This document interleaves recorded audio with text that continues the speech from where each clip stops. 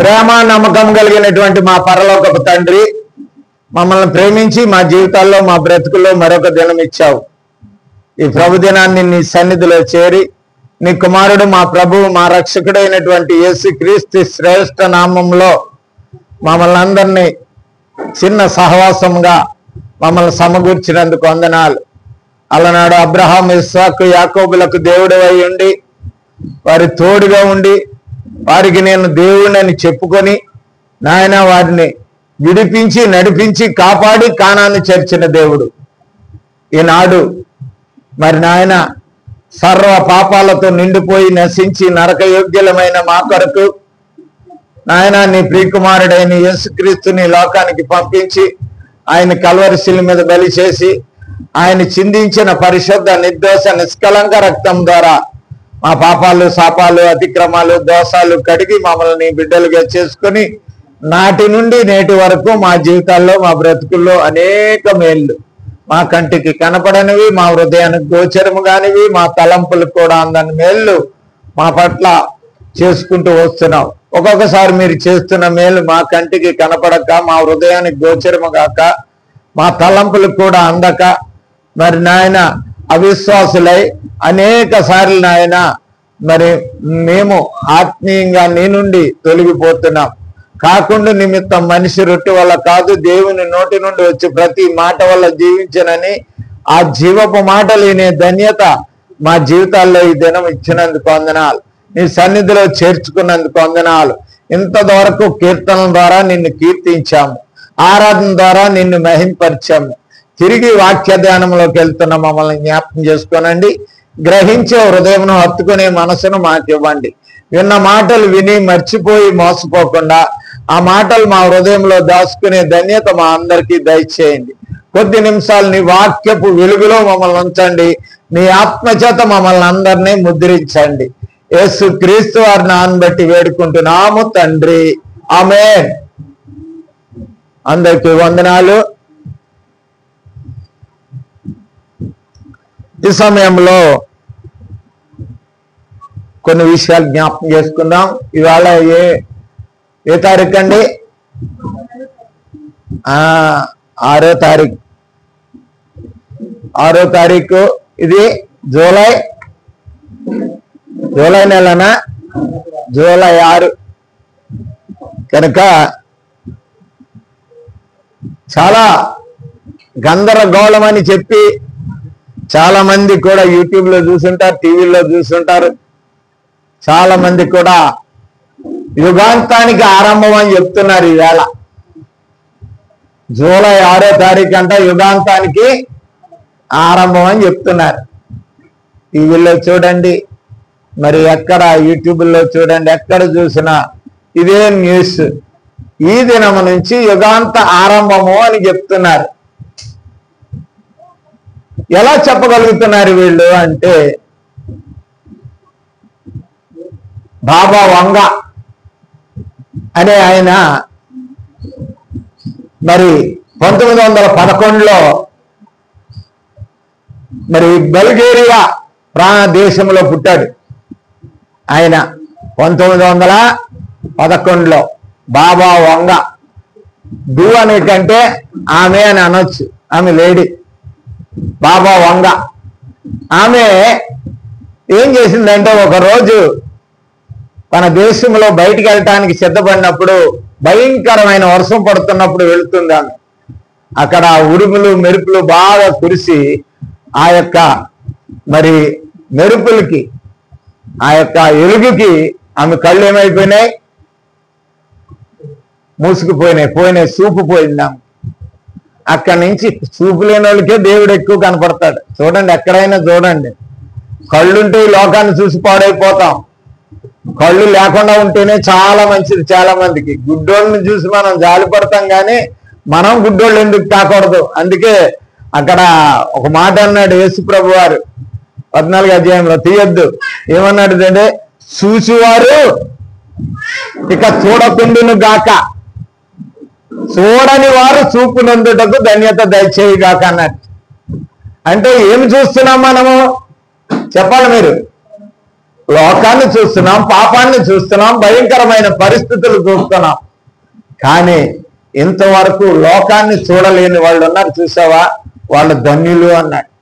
కనుక ఆ బాబా వంగ ఏం చేసిందంటే ఆమె అక్కడి నుంచి ఆధ్యాత్మికమైనటువంటి జీవితాన్ని మొదలుపెట్టి అనేక రచనలు రాసించిందంట. ఏమిటయ్యా అంటే భవిష్యత్ జ్ఞానం, రాబోయే కాలం ఎలా జరుగుతుంది. ఆంధ్ర ప్రాంతంలో కూడా ఒక ఉన్నాడంట, వాడి గురించి ఇప్పుడు వరకు చెప్తుంటారు. ఏం పేరేంటండి? గంగరాజు గారు, వీర బ్రహ్మం అంటారు. ఎప్పుడన్నా విన్నారా? మాట వినలేదా మీరు? ఈ రికార్డులు చేసాం మరి కొంతకాలం, అదే సత్యమని అమ్మారు. వాడు కాలజ్ఞాని అంట, వాడి మాటలు విన్నారు. ఇప్పుడు ఈ యొక్క యేసు ప్రభు మొదటి శతాబ్దము నుండి, ప్రియులారా బాగా వినాలి మాట, మొదటి శతాబ్దము నుండి ఈ రోజు వరకు కూడా 100 మంది వచ్చారు. దేని గురించి చెప్పడానికి? అంతము గురించి చెప్పడానికి. యుగము యొక్క అంతము. ఈ యుగం అంతమైపోతుంది, మరొక నూతన యుగం వస్తుంది. దీనికి యుగానికి అంతమైపోయి ఇక్కడ ఉన్న మనుషులందరూ నాశనం అయిపోతారు, చచ్చిపోతారు అని చెప్పి అనేక మంది వచ్చారు. ఒక సేవకుడు ఉన్నాడు, ఆయన్ని చనిపోయాడు. ఆయన కూడాను, ఆయన గురించి పేరు నేను చెప్పను, కానీ ఆయన ఏం చేశాడు తెలుసా? యేసు ప్రభు వచ్చేస్తాడు కదా యుగాంతంలో. యేసు ప్రభు రాకడ వచ్చినప్పుడు మరి మీరు బరువు అయిపోతారు కదా అని 300 మంది స్త్రీలకు అబార్షన్ చేయించేశాడు ఒకడు. సేవకుడైన చాలా పెద్ద ప్రవక్త అని చెప్పుకుంటున్నాడు ఇప్పుడు వరకు. వాళ్ళ అనుచరులందరూ ప్రవక్తలని వాళ్ళొక మతం, వాళ్ళ ఆలోచన వాడిది. ఆడి చెప్పిన మాటలే చెప్తూ ఉంటారు వాళ్ళు. ఎందుకు చెప్తున్నానంటే, ఆయన మాట ఎందుకు చెప్తున్నానంటే, ఆయన కాడ మొదలుకొని ఎంతో మంది భారతదేశంలో, ప్రపంచ దేశాల్లో అనేక మంది చెప్పారు. ఈ వంగ బాబా చెప్పింది ఏంటయ్యా అంటే, మరి కొన్ని విషయాలు నేర్చుకుందాం. 1401లో ఆ కిడ్ టవర్, వాణిజ్య టవర్ అమెరికాలో ఉన్నది కదా, ఆ టవర్ కూలిపోతుంది అని ఆడి చెప్పాడట. ఇందిరాగాంధీ ఎప్పుడు చనిపోయిందండి? 1984 ఇందిరాగాంధీని కాల్ చేశారు సిక్కుల వాళ్ళు, సెక్యూరిటీ వాళ్ళు. అది కూడా వాడే చెప్పాడట. న్యూస్లు చెప్తూ ఉన్నాయి. వాడు ఇప్పుడు లేడు, మరి 85 సంవత్సరాలు నిండిన తర్వాత ఆమె చనిపోయింది. ఆమెను మరి ఆ బాబా చనిపోయింది ఆమె. కనుక 1996లో చనిపోయింది.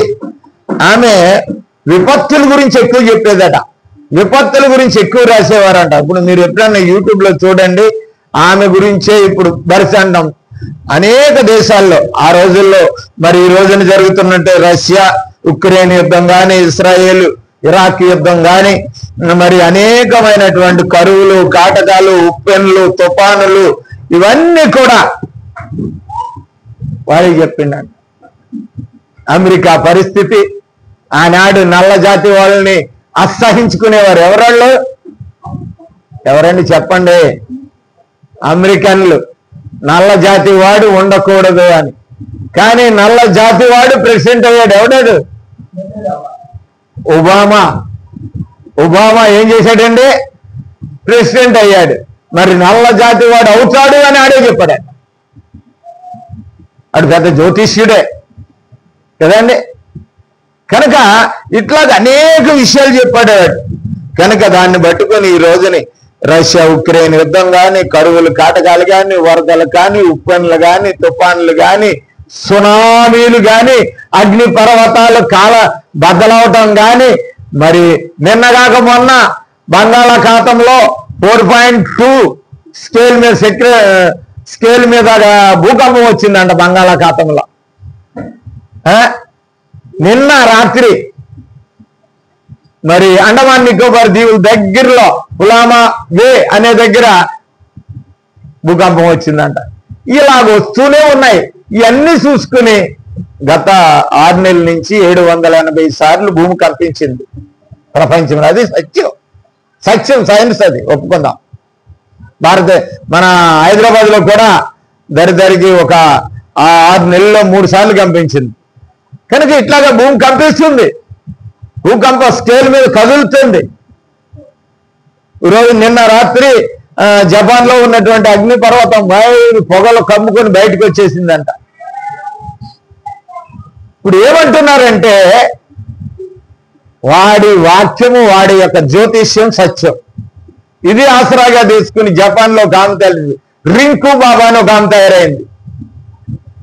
రింకు బాబా ఆమె కూడా ఏం చెప్తుందంటే ఆమె బొమ్మలతో చూపిస్తుంది. ఆమె ఫిగర్స్, అది కార్టూన్ ఎడ్యుకేషన్ ఏదో అంటారు కదా వీళ్ళు పిల్లలు, కార్టూన్ ఎడ్యుకేషన్ తో చూపిస్తుంది రాబోయే ఉగ్రతను, రాబోయే సర్వనాశనాన్ని చూపిస్తుంది.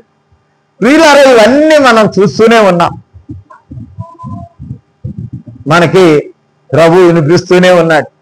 వినిపిస్తున్నాడా లేదా? యుగాంతం ఉన్నదని చేసినావా లేదా? ఒకవేళ యుగాంతం మన కళ్ళెదర ఉంటే మనం చూస్తాం, మనం చూడకోకుండా ఉండం. బతుకుంటే ఆ రోజు వరకు బతుకుంటాం. కనుక ఈ యుగాంతం గురించి అనేక విషయాలు ఈ బాబా, వంగ బాబా చెప్పింది, రింకు బాబా చెప్పారు. కరువులు, కాటకాలు, ఆయా భయంకరమైన పరిస్థితులు వస్తాయని, మరి ఉష్ణోగ్రతలు పెరిగిపోతాయని, రోజు రోజుకి భూమి యొక్క ఉష్ణోగ్రతలు పెరిగిపోయి భూమి అండర్ గ్రౌండ్ లో ఉన్నటువంటి ఆ యొక్క పలకలు పగిలిపోయి ఉష్ణోగ్రత, ఉగ్రత ఏమున్నది భూమిలో కింద చెప్పండి, ఎన్నోసార్లు నేర్చు, అగ్నిమయం ఉన్నది. అది వేడికి పగిలిపోయి ఆ వేడంతా బయటకు వచ్చేసి భూమి అంతా, వాతావరణం అంతా కలుషితం అయిపోయి సమస్తము నాశనం అయిపోతుంది. ఇది ఆమె చెప్పినటువంటి స్టేట్మెంట్, జ్యోతిష్యం.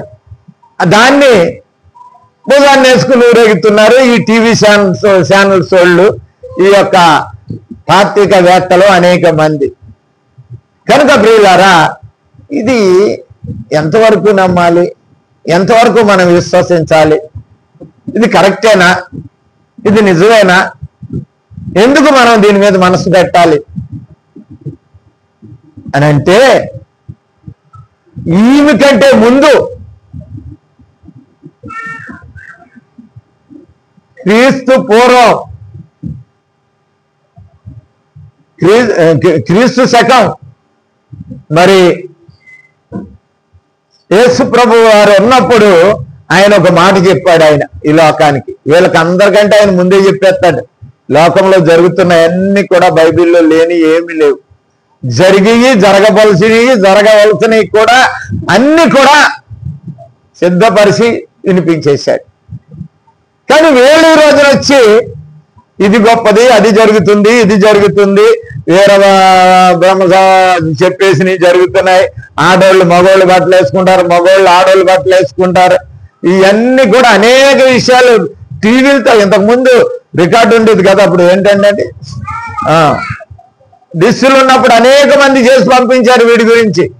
వీరబ్రహ్మాన్ని ఇప్పుడు ఎంతో దేవుడిగా, మరి భవిష్యత్తు జ్ఞానంగా ఆదరిస్తారు. కాలజ్ఞానిగా, కాలజ్ఞాని అంటారు వాడిని, కాలం యొక్క జ్ఞానాన్ని వివరించేవాడుగా, కాలజ్ఞానిగా వాడిని వివరిస్తూ ఉంటారు అనేక మంది. కనుక నేను చెప్పేది ఏంటంటే, బాబా, వంగ బాబా చెప్పినా చెప్పకపోయినా యేసు ప్రభు వారు శరీరధారిగా ఈ రోజుల్లో ఉన్నప్పుడు యేసు ప్రభు వారే ఈ విషయాన్ని బయటపెట్టాడు. కనుక వంగ బాబా మాటలు మనం నమ్మాలా, రింకు బాబా మాటలు నమ్మాలా, లేకపోతే ఇంకొక సేవకుడు చెప్పింది నమ్మాలా, ఇంకొకటి చెప్పిందా? బైబిల్ చెప్పింది నమ్మాలి. మనం ఏది నమ్మాలి? మనం చెప్పండి మీరు అందరూ. మరి ఎక్కడ చెప్పింది బైబిల్?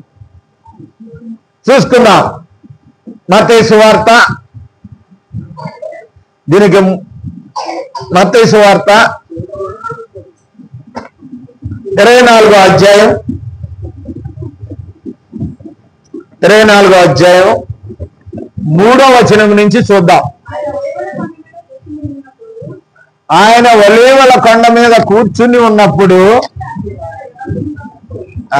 ఏం చేశారంట? ఖాళీగా కూర్చున్నాడు, ఈయన ఏదన్నా చెప్తాడని చెప్పి శిష్యులు అందరూ ఏం చేశారట? ఆయన ఏకాంతంగా కూర్చున్నప్పుడు వచ్చారట. వచ్చి ఇది ఎప్పుడు జరుగును? అప్పుడు అంటున్నాడు ఆయన, అంతకు ముందు చెప్పాడు ఆయన. దాంట్లో మీరు ఎదరకు చూసుకున్నట్లయితే ఇట్లాగ వస్తుంది, అట్లాగే జరుగుతుంది, అది జరుగుతుంది, ఇది జరుగుతుంది అని చెప్పినప్పుడు వాళ్ళు అడుగుతున్నారు అన్నమాట యేసు ప్రభు వారిని. ఏమని అడుగుతున్నారు? నీ రాకడకును, అది ఈ మాట కావాలి మనకి, రాకడకును యుగ సమాప్తికి సూచనలేంటి? అది వాళ్ళు అడుగుతున్నారట. రాకడకును యుగ సమాప్తికి సూచన లేవని అడుగుతున్నారు వాళ్ళు. అప్పుడు యేసు ప్రభు వారు చెప్పడం ప్రారంభించాడు. ఇప్పుడు చదువుకుందాం. వారితో ఇట్లా, నేను ఎవడు మిమ్ములను ఎవడునో మిమ్మలను మోసపరచకుండా చూసుకోనండి. ఆ రోజు నుంచి ఈ రోజు వరకు ఎవరికైనా సరే కరోనా వస్తుందంటే చాలు, అక్కడ వచ్చిందంటే ఇక్కడ మాస్కులు కట్టుకుంటాడు, అక్కడికి వచ్చిందంటే ఒకరితో మాట్లాడు. ఇక్కడ యుగ సమాప్తి వచ్చి నాశనం అయిపోతుంటే ఆగుతారా? కంగారు ఆగట్లేదు, భయం ఆగట్లేదు మానవులకి. అందుకనే ఎవడో ఏది చెప్పినా, ఏ సొల్లు చెప్పినా వినే పరిస్థితికి మానవాళ్ళు వచ్చేసింది ఈ రోజుని. కనుక యేసు ప్రభు మాట సత్యం. ఆయన ఆ రోజునే చెప్పాడు ఈ విషయం, ఆ రోజునే విన్నవించుకున్నాడు ఈ సంగతి. ఈ వంగ బాబా, రింకు బాబా కంటే ముందున్నటువంటి వాడైన ఆయన ముందు చెప్పే వెళ్ళాడు ఈ సంగతులన్నీ. మీరు కంగారు పడకండి. ఎవడొచ్చి మిమ్మల్ని చెప్పేసి జ్యోతిష్యం చెప్పి ఈ యుగాంతం వచ్చేస్తుంది, ఈ సర్వనాశనం అయిపోతుంది, ఎవరో సేవకుడు 300 మందిని గర్భిణీలు తీసేసి అబార్షన్ చేసేసి యేసు ప్రభు వచ్చినప్పుడు మీరు లేగాలి కదా మరి, అందుకని గర్భిణీలు అబార్షన్ చేయించేశాడు పిల్లల్ని 300 మందిని. ఆయన పెద్ద సంచలనం లేగింది ఆయనతో. ఆయన ప్రవక్తప్పుడు అనగా ఆయనకు ఒక సంఘం ఉంది, ఆయనకు ఒక ఫెలోషిప్ ఉంది. కనుక ప్రియులారా, ఇలాగ మోసం చేసేవాళ్ళు అనేక మంది వస్తారు. మోసపోయేవాడు ఉన్నంత కాలము మోసం చేసేవాడు ఉంటూనే ఉంటాడు. ఎవడైనా మోసపోయేవాడు అని అంటే లోకంలో ఉన్నవాడు కాదండి. ఎవడో చెప్పండి? ఎక్కువ క్రైస్తవులే మోసపోతారు. ఎక్కువ దేవుని నమ్ముకున్నామని చెప్తారు కానీ జ్ఞానాన్ని లేక అవిశ్వాసులై దేవుని మీద నమ్మకం పెట్టగా, దేవుని వాక్యం మీద నమ్మకం పెట్టగా, బయట వాడు చెప్తున్న మాటకో, బయట చెప్తున్న జ్యోతిష్యానికో, ఏ సైంటిస్టో, ఏ వేదాంతో ఎవడో చెప్తున్నటువంటి మాటలు నమ్మి ఈ రోజున కలవరం చెందే క్రైస్తవ్యం ఉన్నది. ఈ రోజున కలవరం చెందుతుంది క్రైస్తవ్యం. కలవరం చెందుతుంది. కనుక ప్రియులారా, గమనిందాం. మనం ఈ రోజున కలవరం చెందవలసిన అవసరం లేదు. ఈ భూమి సృష్టించిన వాడు, ఈ సృష్టికర్త అయినటువంటి దేవుడు ఏమి ఈ భూమి మీద జరగాలో, ఈ సృష్టిలో ఏమి జరగాలో అవన్నీ నిర్మించిన వాడికి తెలుసును. ఆయన సమస్తము రాసి దీంట్లో పెట్టాడు. నువ్వేం కంగారు పడవలసిందే. నువ్వు బైబిల్ చదువుతావు. ఎందుకు బైబిల్ చదువుతావు కాబట్టే బయటోడి మాట నువ్వు వింటున్నావు. బైబిల్ చదివితే నీకు అంతా తెలుస్తుంది. మనం ఎప్పుడు కదా ఒక రోజుని బైబిల్ చదవటం అంటే ఒకటే, క్యాలెండర్ ఉన్నదా, వెళ్ళటం, ఉదయాన్నే వెళ్ళటం, మరొక కంగారు అయిపోతుంది, డ్యూటీలో ఒక వాక్యం చదువుకోవటం, పరిగెత్తి వెళ్ళిపోవటం. కనుక మనం ధన్యులు కావాలి, దేవుని ఆశీర్వాదం, దేవుని దీవెనలో పొందాలంటే 1వ కీర్తనలో అన్నాడు 2వ వచనం, దివారాత్రములు ధ్యానించాలి. బైబిల్ దేవుని మాటలు ధ్యానించాలి. ధ్యానము అనగా మనసులో పెట్టుట, ధ్యానించడం అంటే మరీ నెవరు వేసుకొనుట, మరీ గుర్తు చేసుకొనుట, ఆ వాక్య జ్ఞాపకంలోనికి వెళ్ళటమే ధ్యానించటం. ఈ రోజున చదువుతున్నాం కానీ దాన్ని ధ్యానించట్లేదు. ఆ వాక్యం చదువుతున్నాం, వింటున్నాం కానీ దాన్ని ధ్యానంలోకి వెళ్ళట్లేదు. చాలా మంది కూడా క్రైస్తవ్యం ఇదే పొరపాటు చేస్తున్నది. ఏంటంటే లోకపు సొల్లు వినటానికి ఇష్టపడుతున్నాం కానీ దేవుని వాక్కు చెప్పినటువంటి వాక్కును వినటానికి మరి మనము వినయత చూపట్లేదు, మరి విధేయత చూపట్లేదు, లోబడట్లేదు. వీళ్ళారా, యేసు ప్రభు వారి దగ్గరికి శిష్యులు అదే విషయం వెళ్ళారు. వాళ్ళకు కూడా చాలా కంగారు ఉన్నది. యుగాంతం ఉందంటున్నావు, నాశనం అయిపోతుంది అంటున్నావు, మరి ఎప్పుడయ్యా నీ రాకడకు ముందే కదా అది జరిగేది, మరి ఎప్పుడయ్యా అది అని చెప్పి యేసు ప్రభు దగ్గరికి వెళ్ళి అడిగినప్పుడు యేసు ప్రభు అంటున్న మాట ఏంటంటే, ఇప్పుడు చదువుకుందాం చూడండి. 3వ వచనం మళ్ళీ చదువుకుందామండి. కాదు, 4 3లోనే ఉందనుకుంటాను. అది నీ రాకడకును సూచనలేంటి, ఎప్పుడు వస్తాయి, ఎలా ఉన్నదంటే నీ రాకడ తెలుసుకోవాలి మేము. నీ రాకడ సమీపించిందని, ఈ యుగం అంతమైపోతుందని, సర్వము నాశనం అయిపోతుందని మేము మాకు చెప్పు అని శిష్యులు ఆరాటపడి అడిగినప్పుడు యేసు ప్రభు వారు ఆ మాటని చెప్తున్నాడు. అనేకులు మిమ్మును మోసపరచడానికి అనేకులు వస్తారంట. ఎవడో మోసపరచుకోకుండా చూసుకోండి. ఎవడో మాటలు నమ్మొద్దు, ఎవరిది అమ్మొద్దు. నమ్మవలసింది ఒకటే, దేవుని వాక్యం. దేవుని వాక్యాన్ని నమ్మితే నిశ్చింతగా ఉంటావు. నీకు భయం ఉండదు, ఏ విధమైన బెరుకు ఉండదు, నిర్భరత కలిగి జీవిస్తావు నువ్వు.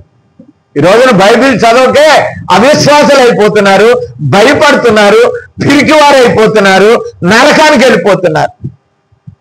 కారణం ఏమిటి? వాక్యాన్ని ధ్యానం చేయట్లేదు. నువ్వు నేను వాక్యాన్ని ధ్యానించినట్లయితే అసలు ఆయన లేకుండా ఈ సృష్టి లేనప్పుడు ఆయన నీకు ఈ విషయాలు జరగవలసినవి జరగబోయి అన్ని కూడా ఆయన రాసి పెట్టాడు. కానీ ఎవడో చెప్పినటువంటి బాబాలు చెప్పే మాటలో వినే పరిస్థితికి మానవుడు వెళ్ళకూడదు. కానీ కనుక ప్రియులారా చూడండి, అక్కడ మంచి మాట అంటాడు. అనేకులు నా పేరట వచ్చి నేను క్రీస్తునని చెప్పి పలువురిని మోసము చేసేదరు. యుద్ధములను గూర్చి, యుద్ధ సమాచారమును గూర్చి వినబోదురు. వింటాం కదా, యుద్ధాలు జరుగుతుంటే మనకు మెసేజ్ వస్తుంది. యుద్ధాలు వస్తున్నాయి, యుద్ధాలు చూస్తున్నా. ప్రపంచ యుద్ధం వచ్చేస్తుందని భయపడుతున్నారు చాలా మంది. కనుక అనేక మంది ప్రపంచ యుద్ధాలు జరుగుతాయి, అన్ని జరుగుతాయంట.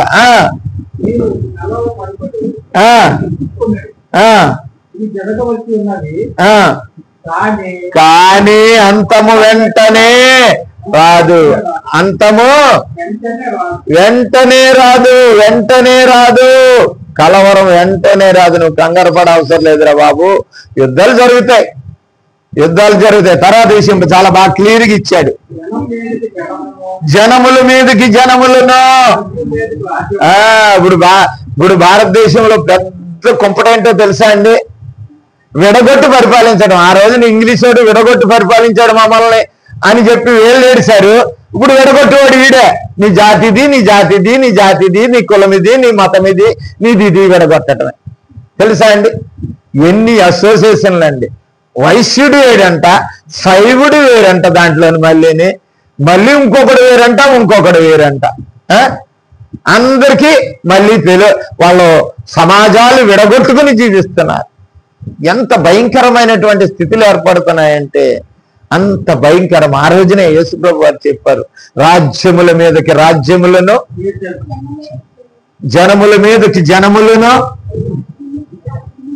లేచును. అక్కడక్కడ కరువులు భూకంపములు కలుగును. ఏమన్నాడండి? కరువులు వస్తాయి, భూకంపాలు వస్తాయి. భూకంపాల గురించి బాధపడకండి. బంగాళాఖాతంలో వచ్చిందా, జూబ్లీ హిల్స్ లో వచ్చిందా, లేకపోతే ఎక్కడో వచ్చిందా, అండమాన్ నికోబార్ దీవుల్లో వచ్చిందా, మరి ఎక్కడో జపాన్ లో అగ్ని పర్వతంగా అయిందా, స్విట్జర్లాండ్ లో వచ్చిందా, మరి జపాన్ అంతా పెను తుఫాన్ అంట. 2 రోజుల నుంచి జపాన్ అంతా కొట్టుకుపోతుందంట. వస్తుంది. ప్రభు చెప్పాడు వస్తుంది. ప్రభు మాట నిత్యము, అది తప్పకుండా వస్తుంది. అది రావాలి అన్నాడు ఆయన. మీరు వింటారు అన్నాడు. మీరు వింటారు, చూస్తారు. ఇంతవరకు మనం 2వ రాకడ చూస్తున్నాం. మనం బ్రతుకుంటే అండి, మనము క్రీస్తు 2వ రాకడకు మన కళ్ళారా చూస్తాం. గమనించండి. బ్రతుకుంటే ఎంత కష్టం అనుభవిస్తామో మనం అది కళ్ళారా చూసి అనుభవిస్తాం. ఈ రోజున మనము ఎంతో కాలం వెళ్ళిపోతుంది, రోజులు వెళ్ళిపోతున్నాయి, బాగానే నడిచిపోతుంది, నాకేమీ రాలేదు, నేను గడ్డ మీద ఉన్నాను, ఆ తూర్పుగోదావరి వస్తే తీర ప్రాంతాలన్నీ పోతాయి కానీ నాకేమి తుఫాన్ రాదు, సునామీ రాదు అనుకుంటున్నావేమో నువ్వు. అంతం వచ్చేటప్పుడు అంత తుడిచేస్తుంది. అంతే. వరద వచ్చినప్పుడు ఏం చేస్తుందో ఎప్పుడైనా చూసారా మీరు? వరదలో ఉన్న ప్రజలైతే తెలుసు. వరద వచ్చినప్పుడు చెత్త బొత్త కట్టి గట్టి అన్నీ ఏమవుతాయి? కొట్టుకుపోతాయి. మన జీవితాలు కూడా అంతే, సరిగ్గా లేకపోతే. కనుక యేసుప్రభు అదే చెప్తున్నాడు ఇక్కడ. ఇవన్నీ వేదనలకు కారణము. వేదన అంటే ఏంటండి? వేదన అంటే దుఃఖం, బాధ. అయ్యో ఇల్లు కొట్టుకుపోయింది. ఇవన్నీ కారణాలు. చూస్తున్నా కానీ బుద్ధి రావట్లేదండి. చూస్తున్నా కూడా బుద్ధి రావట్లేదు. ఇవన్నీ వింటున్నా కానీ మానవుడికి బుద్ధి రావట్లేదు. ఆ రోజున నోవాహు టైంలో ఎక్కడంటది? పేతురు రాసినటువంటి మొదటి పత్రిక అనుకుంటాను. చూడండి, 3వ అధ్యాయము. పేతురు రాసిన మొదటి పత్రిక 3వ అధ్యాయము.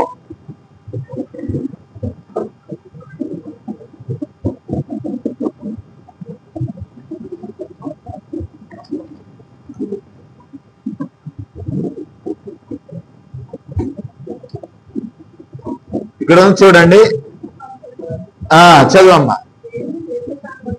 దేవుని దీర్ఘశాంతము ఇంకా కనిపెడుతున్నప్పుడు, ఇప్పుడు దీర్ఘశాంతం కాకపోతే మనం ఏమన్నా పరిశుద్ధులమా? ఇప్పటికీ దీర్ఘశాంతమే ఉంది దేవునికి మన మీద. ఇంకా ప్రేమ చూపుతున్నాడు. మనం మారతామని, మన బుద్ధులు మారతాయని, మన స్థితులు గతులు మారతాయని ఆయన ఇంకా కనిపెడుతూనే ఉన్నాడు. దీర్ఘశాంతము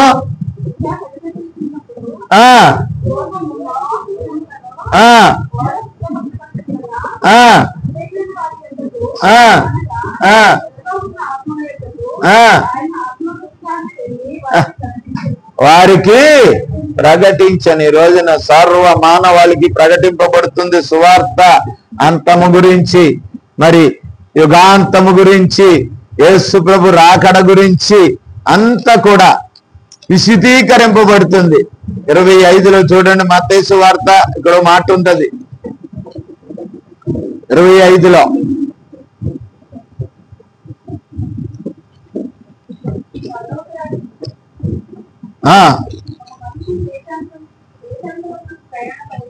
అది కదమ్మా, నోవాహు గురించే ఉంటది. 24లోనే 25.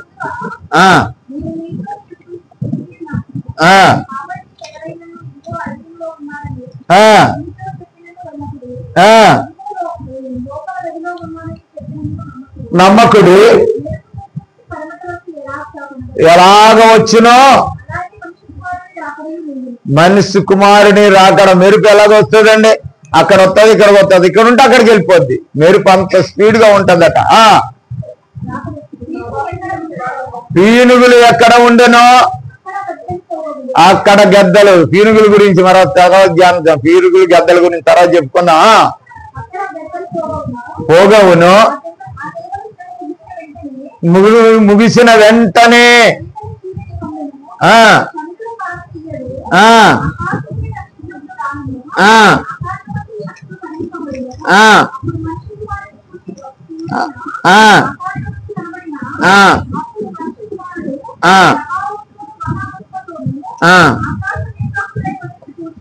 నోవాహు గురించి ఉంటదా? నోవాహు దినములు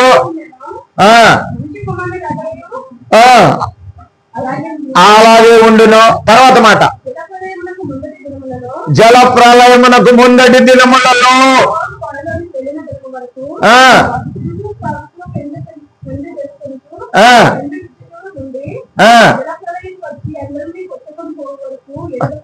ఎరుగని స్థితి అండి. ఈ మాట చెప్పడానికే నేను ఎంతోసేపు చదివించాను. నేను ఇప్పుడు మనకి ఎరగట్లేదు. మనం వేదాంతం ఉంటుందని, ఈ శ్రమల కష్టాలు యేసుప్రభు రెండవ రాకడ కారణం అని ఎరగక బతుకుతున్నాం మనం. వాళ్ళు కూడా పోవాపో 125 సంవత్సరాలు ప్రకటించాడంట. ఎవరు? నోవాహు. పోయి అయ్యా భూమి 40 దినాల వర్షం కురిసి, ప్రచండ వర్షం కురిసి మునిగిపోయి నాశనం అయిపోతామంట మనం. అయ్యా రండి, నేను ఓడకడుతున్నాను, రండి రండి అంటే ఎవడన్నా వచ్చాడా? పోవా అన్నారు. ఈ రోజున మానవుడు కూడా ఎరగని పరిస్థితిలో ఉన్నాడు.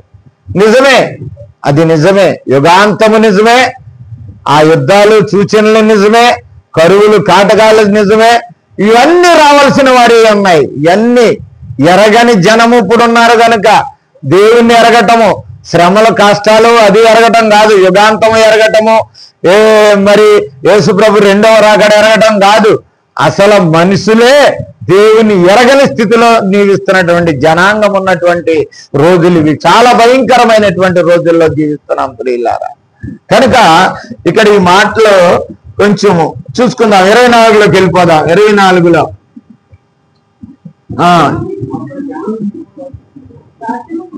9వ వచనం చదవాలి.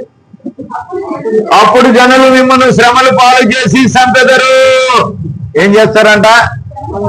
ఎవరిని? క్రైస్తవులను. గైడ్తోటి చెప్పండి, శ్రమలు ఎవరికి పాలు చేస్తారు? బైబిల్ చదివితే చాలు. తెలుసండి, యూపీలో బైబిల్ చేత్తో పట్టుకుంటే చాలు. ఎక్కడ ఎత్తనాడు? జైలు ఎత్తనాడు. బైబిల్ కనపడితే చాలు. వాళ్ళ ఇల్లు కూల్చేస్తున్నాడు. నాకు వడ్డీ లేదు అంటున్నాడు. ఎవరికి శ్రమలంటే, నా నామమున ఎంతమంది క్రైస్తవులుగా ఉంటారో, క్రీస్తును ధరించుకున్న వారు వాళ్ళకి శ్రమలు ఉంటాయి, కష్టాలు ఉంటాయి, ఆర్థిక సమస్యలు ఉంటాయి, రోగాలు ఉంటాయి, బలహీనతలు ఉంటాయి. వీటన్నీ మామూలే. శ్రమలు పాలు చేసి చదవండి. దేశింపబడుతును. మీరు కూడా దేశింపబడతారు. క్రైస్తవుడు అని పేరు చెప్తేనే దేశింటారు. ఎంతమందిని చెప్తున్నారు, ఎంతమందిని కొడుతున్నారు. ఇది సత్యం. ఇది సత్యం. బాబాది కాదు, వంగ బాబా కాదు, రింకు బాబా కాదు. సత్యం ఇది ప్రియులారా. సత్యం మీ ఎదుటుంటే చూసుకునే కళ్ళు లేవు మనకి. అది గ్రహించే మనసు లేదు మనకి. విని కూడా విననట్టున్నాం, తెలిసి కూడా తెలియనట్టు బ్రతుకుతున్నాం మనం. ఎంత దౌర్భాగ్యపు బతుకండి మనది. సత్యం డైరెక్ట్ గా రాశాడు. ఆడేవాడే అండి వాడు చెప్పడానికి. టీవీ ఛానల్ వాడు, ఆడెవరో ఛానల్ వాళ్ళు చెప్పవలసింది. సత్యవంతుడైనటువంటి యేసు క్రీస్తు మాటలు వింటున్నాం మనం. చదవండి, ఇంకో మాట ఉంది అక్కడ. అభ్యంతరపడి ఒకరినొకరు అప్పగించుకొని దేశించుకొందరు. ఇప్పుడు దేశించుకోవటం ఇంట్లో, ప్రతి ఇంట్లోనూ కూడా తల్లిదండ్రులు కుమారులు తల్లిదండ్రులు చూస్తూనే ఉన్నాం. రోజు న్యూస్ చూడండి, ఎక్కడ పరిస్థితులు వచ్చినాయి. తండ్రి అంటే అండి, తల్లిదండ్రులను కడవరి దినమల్లో, నేను ఉపమానం చెప్తున్నాను ప్రియులారా, కడవరి దినమల్లో తల్లిదండ్రులని కాశీకి వెళ్తే పుణ్యం వస్తుందని ఒక కావిడేసుకుని తల్లిని తండ్రిని కావిడలు ఎత్తుకుని కొడుకు తీసుకెళ్ళేవాడు అక్కడికి. ఎందుకు? పుణ్యస్నానానికి. నా తల్లిదండ్రులు ఆ పుణ్యలోకానికి వెళ్ళాలని తీసుకెళ్లే రోజులుండే. ఇప్పుడు తీసుకెళ్లి అడవిలో ఇదిలు పెట్టేస్తున్నాడు, రోడ్లో ఇదిలు పెట్టేస్తున్నాడు, బస్ స్టాండ్ లో ఇదిలు పెట్టేస్తున్నాడు తల్లిదండ్రులని. నువ్వు మాకు భారం అయిపోయినావు, నువ్వు సంపాదించేదంటే మేము చూసుకుంటాం, నువ్వు వెళ్ళిపో. వీళ్ళారా భయంకరమైన దినాల్లో ఉన్నాం మనం. గమనించాలి. నేను కొడుకుగా ఉన్నాను, నాకు నడుస్తుంది అనుకుంటావేమో. నీకు కూడా ఒక దినం వస్తుంది, నాకు కూడా ఒక దినం వస్తుంది. భయంకరులు బయలుదేరుతారు. సాతానుగాడు విచ్చలవిడిగా చెండాలుతాడండి. మనం చదువుకున్నాం మనం. జల్లిల్లో పెట్టి ఏం చేస్తాడండి సాతానుగాడు? జల్లించేస్తాడు. జల్లించటం అంటే ఏంటంటే, ఆ సైడ్కి తగులుతుంది, ఈ సైడ్కి తగులుతుంది. గింజలు జల్లించేటప్పుడు ఏం జరుగుతాయండి? ఆ సైడ్కి ఈ సైడ్కి జల్లించి పారేస్తాడు. శ్రమలు పాలు చేస్తాడు. యేసుక్రీస్తు నామమును ధరించుకున్న క్రైస్తవులారా, ఒక్కసారి దేవుని మాట, దేవుని సత్యమేనండి. ఇది సత్యం, ఇది నిజం. యేసుప్రభు చెప్తున్నాడు, యుగాంతం ఎప్పుడో, మరి ఈ లోకములో యుగాంత సూచనలేంటో, యుగాంత ఆరంభం ఏంటో ఆయన చెప్తున్నటువంటి మాటలు. ఇది నమ్మాలి. అంతేగాని ఎవరో రింకు బాబా చెప్పాడనో, లేకపోతే ఆ బాబా చెప్పాడనో, ఈ బాబా చెప్పాడనో, ఇంకెవరో చెప్పారనో చెప్పవలసిన అవసరత లేదు. సైన్స్ కూడా దేవుని చేసినటువంటి ఒక వృక్ష శాస్త్రాన్ని కనిపెట్టాడు. వృక్ష శాస్త్రజ్ఞుడు ఉన్నాడు, లేకపోతే ఇంకో శాస్త్రజ్ఞుడు ఉన్నాడంటే అది ఎక్కడి నుంచి వచ్చింది? దేవుడు సృష్టించిన దానిలో నుంచి తీసుకుని పరీక్ష చేసి అది శాస్త్రజ్ఞుడు అయ్యాడు. అంతే కదా. మన మీద అనేకమైనటువంటి ప్రయోగాలు చేస్తాడు. హాస్పిటల్కి వెళ్ళినట్లయితే A to Z కొండంతా ఎలకనడతాడు. A to Z ఇటు శరీరంలో ఏదన్నదో స్కానింగ్ తీయి, ఇంకోటి తీయి అన్ని చేసిన తర్వాత ఏమంటాడంటే ఇది అంటాడు. అసలు ఈ మనిషిని చేసిన వాడు చెప్పే మాటలు నమ్మట్లేదు. ఈ మనిషిని తయారు చేసిన వాడు దేవుడు సత్యం చెప్తున్నాడు. ఆయన మాటను ఆలకించట్లేదు. కానీ ఆయన మాట ద్వారా, ఆయన ఇచ్చిన జ్ఞానం ద్వారా, ఆయన ఇచ్చిన జ్ఞానాన్ని బట్టి చెప్తున్న వాడి మాటకు లోబడుతున్నాం మనం. పరమ డాక్టర్ అయినటువంటి, సృష్టికర్త అయినటువంటి దేవునికి ఎవడో భయపడలేదండి. జబ్బుకు భయపడుతున్నాడు, డాక్టర్కి భయపడుతున్నాడు, వచ్చి కష్టానికి భయపడుతున్నాడు, దుఃఖానికి, శ్రమలకి, సోదరులకి భయపడుతున్నాడు. క్రైస్తవులారా, ప్రియ దైవ జనాంగమా, ఆలోచించుకోండి. వస్తుంది, నిజమే. యేసుప్రభు చెప్పింది జరుగుతుంది. యేసుప్రభు మాట అవునంటే అవును, కాదంటే కాదు, జరుగుతుంది. మనం చూస్తూనే ఉన్నాం. దేశాల మీదకి దేశాలు వెళ్తున్నాయి. వద్దు అని ప్రార్థన చేస్తున్నావు నువ్వు, శాంతి సమాధానం ఇవ్వమని ప్రార్థన చేస్తున్నాం మనం. ఈ రోజున ఒక దేశం అంటే ఇంకో రోజున ఒక దేశం. జాతులు, వర్ణాలు, కులాలు, మతాలు భయంకరమైనటువంటి వర్గాలుగా విభజించి పరిపాలిస్తున్నాడు సాతానుగాడు, లోకాధికారి. ప్రియ సహోదరి సహోదరుడా, నీకు శ్రమలు వస్తున్నాయంటే యేసుప్రభు రాకడలో ఉన్నది. శ్రమలో నువ్వు మోకరించి ప్రార్థన చేస్తున్నావా? ఇటువంటి జరుగుతున్నప్పుడు యేసుప్రభు యొక్క రాకడ యుగాంతం వస్తుందని మోకరించి ప్రార్థన చేసే ధన్యత నీకుందా? లేదు. ఒరే రాని, అందరూ పోతే నేను పోతాను, అంతే కదా నీ ధైర్యం. నీ ధైర్యం, నా ధైర్యం ఏంటంటే పక్కింటి పోతే నేను పోతాను, ఏడిసి దాని మొగుడు వస్తే నా మొగుడు వస్తాడు అన్నదంటే వెనకట ఒక ఆమె. కనుక మన పరిస్థితి అలాగే ఉన్నది, మన జీవితాలు అలాగే ఉన్నాయి, మన బ్రతుకులు అలాగే ఉన్నాయండి. కనుక సత్యము నమ్ముదాం. టీవీ వాడు చెప్పిందో ఎవడు చెప్పిందో కాదు, ప్రభు అయిన యేసుక్రీస్తు నోటి మాట మన జీవితాల్లో జరిగి తీరుతుంది, లోకము సృష్టిలో జరిగి తీరుతుంది. దానికి మనం విధేయులు అవుదాం. అందుకే మాట 11లో చూడండి, అవి అనేకులైన అబద్ధ ప్రవక్తలు వచ్చి పలువురిని మోసపరిచెదరు.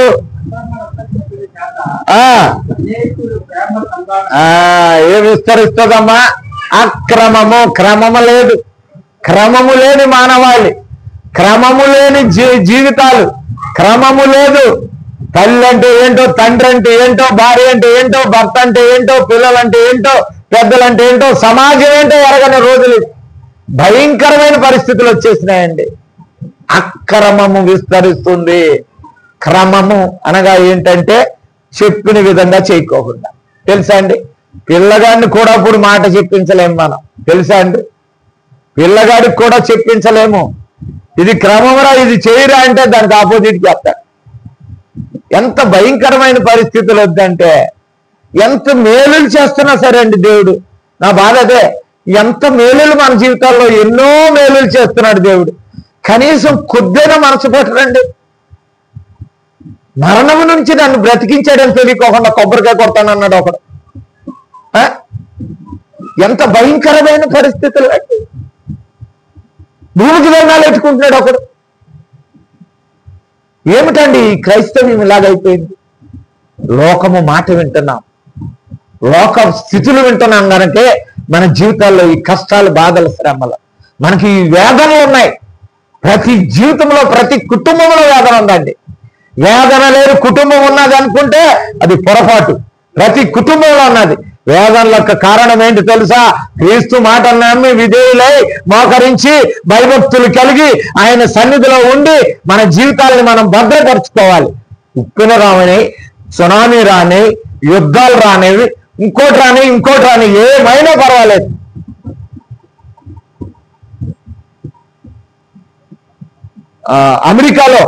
అమెరికాలో తుఫాను స్టార్ట్ అయిందంట.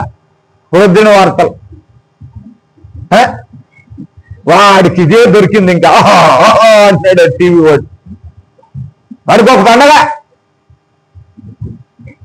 వీళ్ళారా గమనిద్దాం మనం.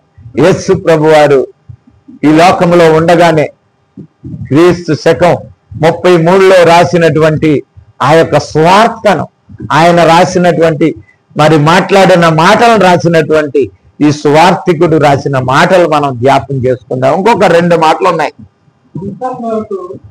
ప్రేమ సల్లారుతుందంటే ఏంటండి? ఆ మాట ఒకటి వివరించి అక్కడికి వెళ్ళిపోతా. ప్రేమ సల్లారుట.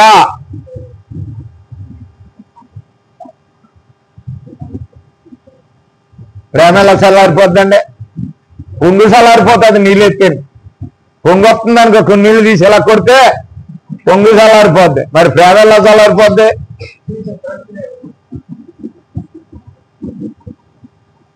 ప్రేమ అనగంటే ఆజ్ఞ, ప్రేమించుట అంటే ఆజ్ఞ మాట. దేవుని మాటకు లోబడిన ప్రజలు చల్లారిపోయినారు ఇప్పుడు. అందుకే ప్రకటన గ్రంథం, నువ్వు నులివెచ్చగానే నుండి వెచ్చగానే ఉండు, ఇప్పుడు ఎలాగో వెచ్చగానే నుండి చల్లగానే ఉండు, ఇప్పుడు ఎలాగున్నావా? సగం అటు సగం ఇటు, సగం అటు సగం ఇటు. ఆదివారం క్రైస్తవులు, మిగతా రోజులు లోకస్తులు, అంతే కదా. ఒక్క ఆదివారం మాత్రమే క్రైస్తవులు, మిగతా రోజులు. ఎంత భయంకరమైన పరిస్థితి అండి. ప్రేమ చల్లారకేమవుతుంది? యేసుప్రభు మాట మన జీవితాల్లో అన్వయించుకుని దాని ప్రకారం ఆశ కలిగి జీవించలేని స్థితి వచ్చేసింది క్రైస్తవ్యానికి. అందుకే అంటాడు ఇక్కడ, ప్రేమ చల్లారును అక్రమం విస్తరించుట చేత అనేకుల ప్రేమ చల్లారును, అంతము వరకు సహించువాడెవడు గ్రహించబడు. అంటే సహించడం అంటే కష్టాలు వస్తాయన్నమాట, కష్టాలు వస్తాయన్నమాట. డైరెక్ట్ గా చెప్తున్నాడు ఆయన. ఏమంటున్నాడు? అంతం వరకు సహించాలి. కష్టాలు వస్తాయి, బాధలు వస్తాయి, రోగాలు వస్తాయి, బలహీనతలు వస్తాయి, వేదనలు వస్తాయి, సూచనలు వస్తాయి, అప్పుడు అక్కడక్కడ అవన్నీ జరుగుతాయి. కానీ నువ్వు సహించుకుంటున్నావా? సహించుకుంటే నువ్వేమవుతావు? రక్షింపబడతావు. 14వ వచనం చాచుకుని ఇంకో దానికి వెళ్ళిపోదాం. మరియు ఈ రాజ్య సాక్ష్యార్థమై లోకమంతటా ప్రకటించుము. అటు తర్వాత ఇప్పుడు అందరికీ ప్రకటింపబడాలంట. ప్రతి వాడు దేవుని మాట వినాలి, అప్పుడు వస్తుంది అంతం. అందుకనే తొందర పడద్దు. అమెరికాలో వచ్చినా, జపాన్లో వచ్చినా కదండి, చైనా అంతా మునిగిపోయిందంట. చైనా పింకింగ్, నేను మించిన వాళ్ళు లేదన్నాడు. ఏం పేరుండి అది? పింకింగా? పింకింగ్. వాడు పారిపోయినాడు అన్న, వాడు పారిపోయినాడు ఊరి నుంచి పెట్టి. కష్టాన్ని తట్టుకోలేక పారిపోయినాడు. చాలా మంది పారిపోతారండి. చాలా మంది ఈ రోజుని మాది మాది మాది అంటున్నారు కదా. మాది మాది అన్నవాడు అడ్రస్ ఉండడు ఇప్పుడు. అప్పుడు అడ్రస్ ఉండడు.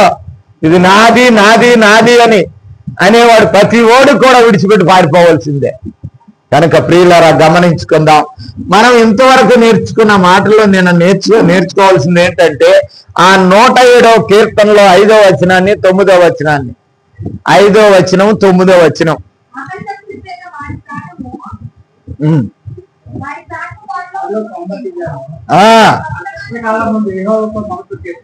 యెహోవాకు మొరపెట్టిన ఆకలి సమయంలో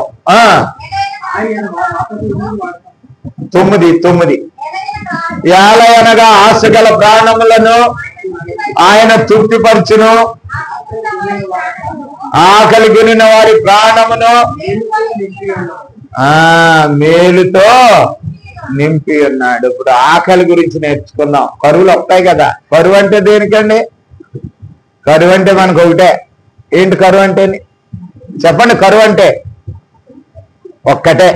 కరువు అంటే ఆకలి ఆకలి ఆకలి ఆకలి కదండి. మనం నేర్చుకున్నాం. పిల్లలను కూడా తినేశారు, పిల్లలను మాంసాలను కూడా పంచుకు తినేశారు. అనేక దేశాల్లో ఇప్పటి వరకు నరభక్షకులు ఉన్నారు. సేవకులు వెళ్తే అడవిల్లో వాళ్ళని కోసుకుని తినేసిన వాళ్ళు ఎంతో మంది ఉన్నారు. కనుక ఆకలి తట్టుకోలేక అనేక మంది తినేశారు. కానీ ఇక్కడ ఒక ఆకలి అంటున్నాడు ఆయన. ఏమంటున్నాడండి? 9వ వచనంలో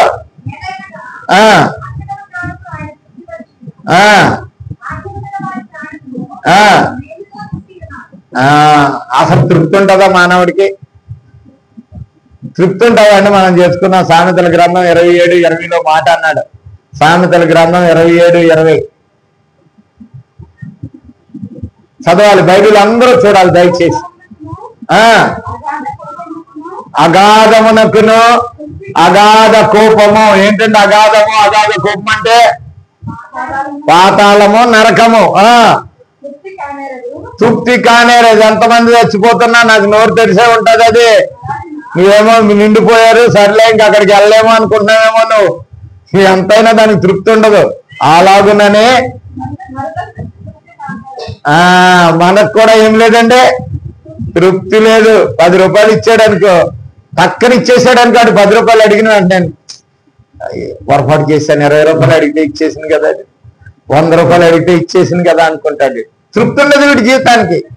ఈ మానవ జీవితానికి తృప్తి అనేది లేకుండా పోయిందండి. తృప్తి లేకుండా జీవితం ఉంటుందట. కనుక ప్రియులారా, అందుకే అంటాడు ప్రసంగి గ్రంథంలో, ఈ జ్ఞాని అయిన సొలొమోను అక్కడో మాట రాశాడు, 1వ అధ్యాయము 8వ వచనం, 1:8.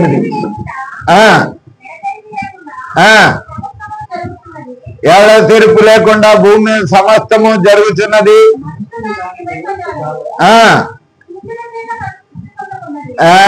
చూసుడితో తృప్తి అవుతుంది. ఎవరికైనా తింటేనే తృప్తి అవుతుంది, అనుభవిస్తేనే తృప్తి అవుతుంది. వినుట ద్వారా తృప్తి కలగట్లేదు.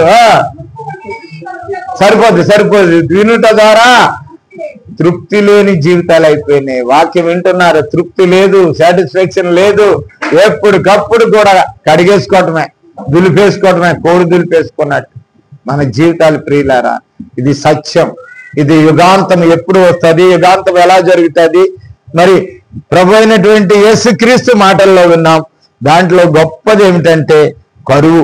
ఏంటంటే అయ్యే కరువులు వస్తాయంట, భయంకరమైనటువంటి కరువులు. ఆ రోజుల్లో మరి ఏలియా కాలంలో వచ్చాయి, ఎలీషా కాలంలో వచ్చినాయి, దావీదు కాలంలో వచ్చినాయి, అట్లాగే ఐగుప్తులో ఉన్న కాలంలో వచ్చినాయి. ఇజ్రాయేల్ ఐగుప్తులో ఉన్నప్పుడు యేసోబు కాలంలో మరి కరువులు వచ్చినాయి, భయంకరమైన కరువులు వచ్చినాయి.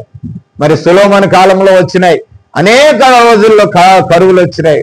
ఒకళ్ళొకరు పిల్లల్ని పీక్కుని తినేసి లేక మరి దౌర్జన్యంగా జీవించిన రోజులే. అటువంటి కరువు మన జీవితంలో ఆకలి నిమిత్తం ఒకటి వస్తుంది అంటున్నాడు. ఆకలి కరువు ఒకటి ఏర్పడుతుంది అంటున్నాడు. ప్రియులారా, ఆ కరువు గురించి మనం కొద్దిగా విందాము కొన్ని విషయాలు. దేనికి కరువు అంటే మనకు ఒకటే తెలుసు, కరువు అంటే ఆకలని. ఆకలి ఒకటే తెలుసు, కానీ ఇక్కడ కరువు అంటున్నాడు. చూడండి, ఆమోసు గ్రంథం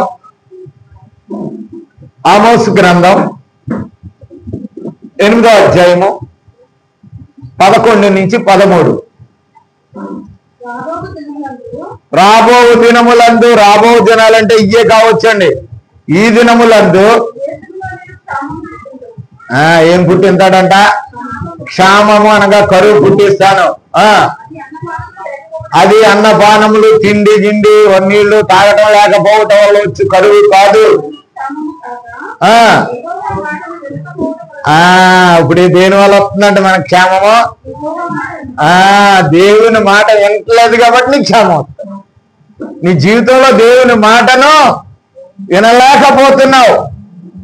వినకపోవడం వల్ల క్షేమముగా ఉండును. ఇదే యెహోవా వాక్కు. వెతుక్కుటకై బయట దేశాలకు వెళ్ళిపోతారు, ఇక్కడికి వచ్చేస్తారు, అక్కడికి వెళ్ళిపోతారు. అక్కడ వెళ్ళి వచ్చాను, ఇక్కడ వెళ్ళి వచ్చాను అంటాడు వాడు.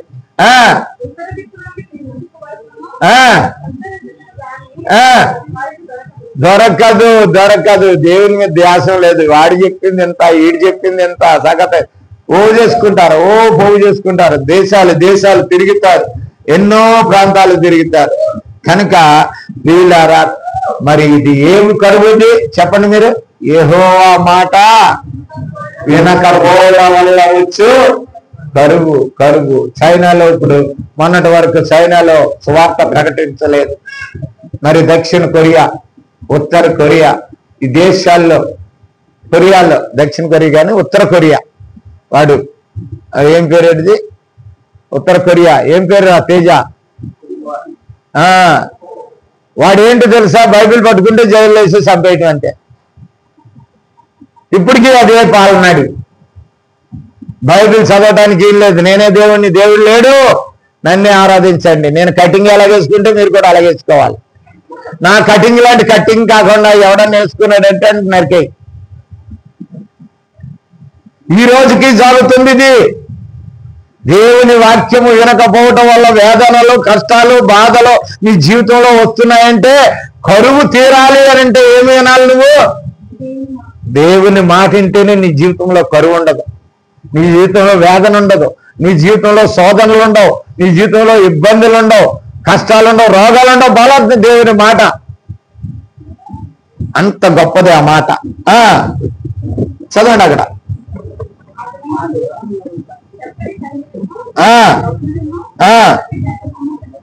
సొమ్మసిల్లుదురు, సొమ్మసిల్లుదురు. ఎంత ఎలాంటి వాళ్ళైనా సొమ్మసిల్లిపోతారు అంటున్నాడు. కనుక ప్రియులారా, గమనిద్దాం మనము. దేవునిది మాట వినకపోవటం వల్ల వచ్చే కరువు, అది అంతం వరకు వస్తుందా, అంతం సూచన, యుగాంత సూచన ఏం కావచ్చు. యేసుప్రభు చెప్పాడు కాబట్టి యుగాంతంలో ఇవి వస్తాయి కరువులు, తప్పదు. ఆ కరువుల్లో నువ్వేం చేస్తున్నావు? ఆకలి ఆకలి ఆకలి, తృప్తి లేని జీవితం జీవిస్తూ ఉన్నావు. అందుకే మత్తయి సువార్తలో ఒక మాటను అంటాడు, 6వ అధ్యాయం 21వ వచనంలో చూడండి, 6:21.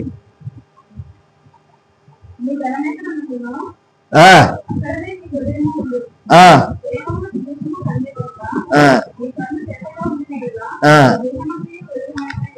5:21 చూడండి, 5:21.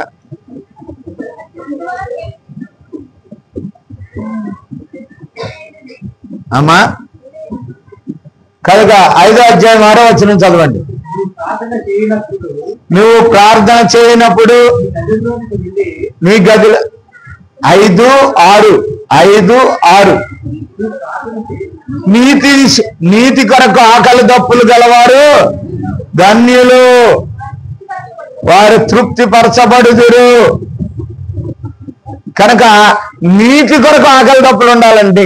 ఆకలి దీని కొరకు కాదు. దేని కొరకు ఉండాలండి? వాక్యము కొరకు ఉండాలి, క్రీస్తు కొరకు ఉండాలి.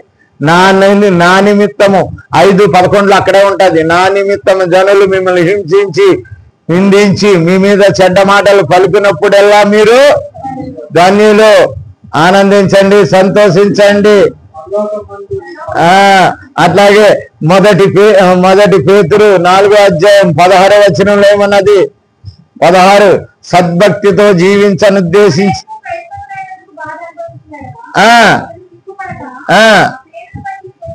మహిమపరచవలను. బాధలు వస్తాయి, శ్రమలు వస్తాయి. క్రీస్తు మనకున్న నిరీక్షణ కావాలండి. శ్రమను సహించుకుంటే మేలు చూస్తాడండి మనకి. శ్రమ వస్తుంది, శ్రమను సహించుకోవాలి. అది చాలది. అది ఆకలి దప్పులు. ఆకలి దప్పులు అంటే క్రైస్తవులు అన్నం కోసం పడి చావటం కాదు, అన్నం కోసం కాదు, లోకంలో ఉన్న దానికోసం తీరని కష్టాలు తృష్ణగుంటాడంట వాడు. అడేం చేస్తాడండి? ఆకలి వాంఛ, దేవుని వాక్యం వినాలి, దేవునిలో ఉండాలి, దేవుడు మనల్ని ఆశీర్వదించాలి, మా జీవితాలని ఆయన కృప కింద భద్రపరుచుకోవాలనే ఒక ఆకాంక్ష ఉంటుంది వాడికి. ఈ లోక సంబంధమైనటువంటి శోధనలు కానీ, ఈ చింతలు కానీ, వీటి మీద మనస్సు పెట్టగా క్రీస్తు మీదే మరి ఉండాలి. అందుకే అంటాడు, పరలోకం గురించి వాదించినప్పుడు 20వ అధ్యాయం చూడండి, అక్కడ 20వ అధ్యాయం 5వ అధ్యాయం మత్తయి సువార్త 5:20.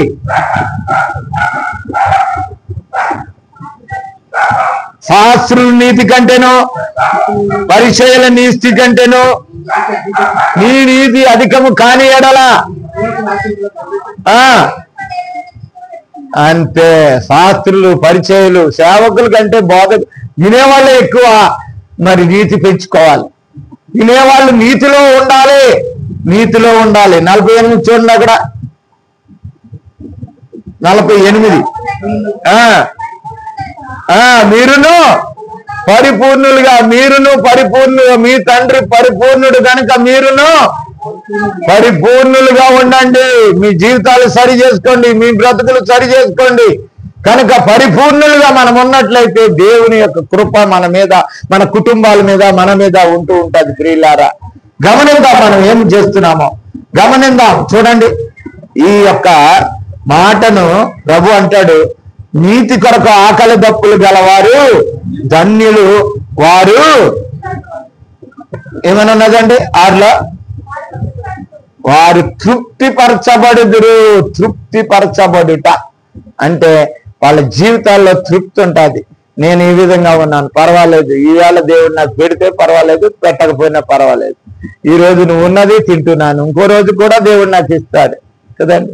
రాత్రి ధ్యానం చేసినప్పుడు మరి శాస్త్రి గారు, నేను ఆయనే ఆశీర్వాదం గారు, నేను ప్రార్థన చేసినప్పుడు ఒక విషయాన్ని ధ్యానం చేసినాం. చాలాసార్లు మనం కూడా ధ్యానం చేసినాం. దాన్ని కాకి పిల్లల్లో కాకి గూడు నుంచి వెళ్తుంది.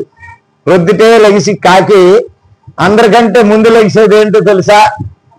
కోడి. కోడి తర్వాత కాకి. కాకి లెగిసి ఏం చేస్తుంది తెలుసా? కావు కావు అంటది. ఎందుకంటే చెప్పాలి, లెగిసి గుడ్ల మీద నుంచి లెగిసిన వెంటనే గూటి మీద లెగిసిన వెంటనే కావు కావు అంటది. ఎవరని చెప్పాలి? డిఫరెన్స్ కాక్ గురించి చెప్పేటప్పుడు చెప్పుకుందాంలే.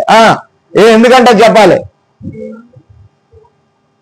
నా పిల్లలారా, దానికి పిల్లలు ఉంటాయి గుడిలోను, పిల్లలారా లేకండి ప్రార్థన చేయండి, పిల్లలారా లేకండి ప్రార్థన చేయండి.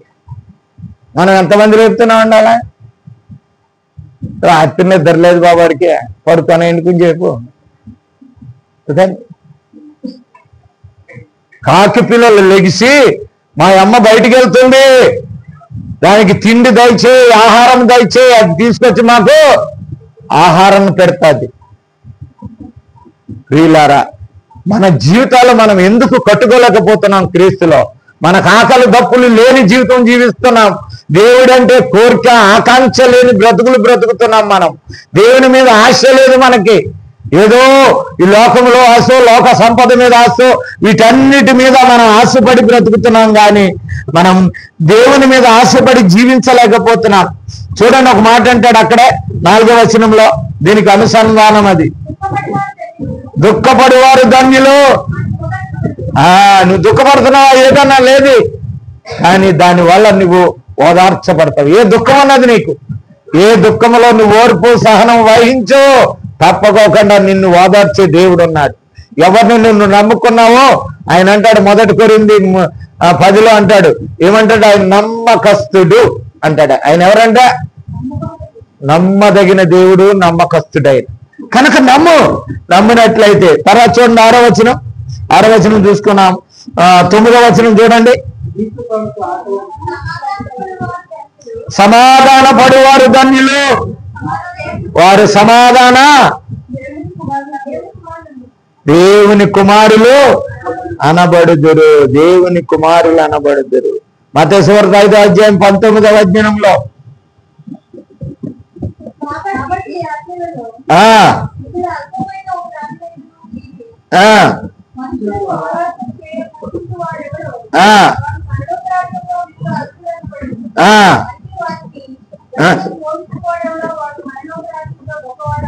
అది దేవుని కొరకు జీవించేవాడే పరలోక రాజ్యంలో గొప్పవాడు. ఆకలి దప్పులు దేవుని కొరకు కలగాలి. ఈ లోకంలో ఉన్నటువంటి తిండి కొరకు, ఏదో ఆశ కొరకు, ఏదో సంపాదన కొరకు కాదు. కనుక ఆకలి అనంటే ఏమిటి అంటే మరి దేవుని కొరకు ఆశ కలిగి జీవించటం, ఆశ కలిగి జీవించటం. కొన్ని మాటలు చూసుకుందాం ప్రియులారా. మరి దేవుడు న్యాయవంతుడు, ఆయన రాజ్యం, ఆయన ఉద్దేశాలు, ఆయన ఆశయాలు, ఆయన మరి ధన్యతలు, మరి ఆయన మనుషుల కొరకు సిద్ధపరిచినవన్నీ కూడా 100కి 100 పాళ్ళు నిజాయితీ గలవి, నిజాయితీగా ఆశపడి కలిగి ఈ లోక ఆకాంక్షలను వీటన్నిటినీ సంబంధమైనటువంటి వాటిని విడిచిపెట్టి శరీర సంబంధమైన ఆకలిని కానీ, దప్పికను కానీ, సుఖాన్ని కానీ, సంతోషాన్ని కానీ, సంపదను కానీ, ఐశ్వర్యాన్ని కానీ, ఏ విధమైన కోరికలు ఇష్టము కాకుండా జీవించిన వాడు నీతి కొరకు ఆకలి దప్పులు కలిగిన వాడు. సుఖపడుతున్నావా? నరకంలో కాలుతావు. ధనికుడు ఎక్కడ కాలుతున్నాడు? సుఖపడ్డాడు ఈ భూమి మీద, నరకంలో కాలబడుతున్నాడు. ఈ లోకంలో నువ్వేది ఆశించావో అది నీకు దొరకదు. కనుక ప్రియులారా, ఆకలి దప్పులు 2వ పాఠంలో మనం నేర్చుకుంటున్నది ఏంటంటే నీతి కొరకు ఆకలి దప్పులు గలవారు ధన్యులు. నీతి కొరకు ఉండాలి. నీ జీవితం నీతి కొరకు ఆకలి దప్పులు ఉన్నట్లయితే దేవుడు తప్పకుండా నిన్ను ఆశీర్వదిస్తాడు. ఈ లోక సంబంధమైన నీతి కాకుండా మరి జీవించిన వాళ్ళు అనేక మంది మరి పాపంతో శాపంతో చనిపోతున్నారు. కనుక ఒక మాట అంటాడు, యోహాను రాసిన పత్రిక 1వ అధ్యాయం 3, 2, 12, 13, ఎందరు నన్ను అంగీకరిందరో వారందరూ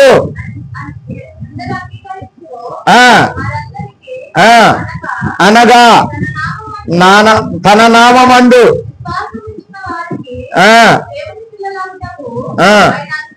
అధికారం ఇచ్చాడంట. ఏకంగాను ఏమిచ్చాడండి? చెప్పుకోవటం కాదు, అధికారం. ఇంట్లో అధికారం ఉన్నదంటే తండ్రిని అడుగుతాడా లేదండి? నాకు కావాలని అడుగుతాడు. ఇప్పుడు దేవుని ఇంటి వారం అయిపోయినాం. దేవుని కుటుంబానికి ఆయన అధికారం ఇచ్చాడు పిల్లలుగా. ప్రతిదీ తండ్రి లేకపోతే అడుగుతాడు. నాయన నాకు బైక్ కావాలి, నాకు ఈ అన్నం కావాలి, నాకు బట్టలు కావాలని తండ్రిని ఎలా అడుగుతాడో మనము అధికారం ఇచ్చాడు పిల్లలు అవటానికి. 13లో ఉంటుంది చూడండి, వారు దేవుని వల్ల పుట్టిన వారే గాని ఇచ్చల వల్లనైనా పుట్టిన వారు కాదు. దేవుని వల్ల అంటే అర్థం ఏంటండి? దేవుని వల్ల అంటే అర్థం ఆత్మ వల్ల పుట్టినవారు, దేవుని ఆత్మ ద్వారా పుట్టినవారు. దేవుని ఆత్మ ద్వారా పుట్టిన వారిని దేవుని శరీరేచ్ఛలు, తల్లి గర్భంలో శరీరేచ్ఛలతో నువ్వు వచ్చినా దేవుని ఆత్మతో పుట్టడం అంటే బాప్తీసము, రక్షణ పొందుట, పుట్టినవారు అంటున్నాడు. కనుక గమనిందాం, మన జీవితాల్లో మనం ఎంత కోల్పోతున్నాం. అది ఆ విధంగా మనం ఉండలేకపోతున్నాం కనుక మనం ఆత్మీయమైన మేలులు మన జీవితంలో తృప్తికరమైనటువంటి జీవితము, సంతృప్తికరమైన జీవితం మనం జీవించలేకపోతున్నాం. కారణం ఏంటో తెలుసా? ఆత్మీయంగా మనం చచ్చిపోయామండి, చచ్చిపోయాం. ఎఫ్ఎస్సి 2:1 అంటాడు చూడండి, ఎఫ్ఎస్సి 2, ఎఫ్ఎస్సీలకు రాసిన పత్రిక 2వ అధ్యాయం 1వ వచనం.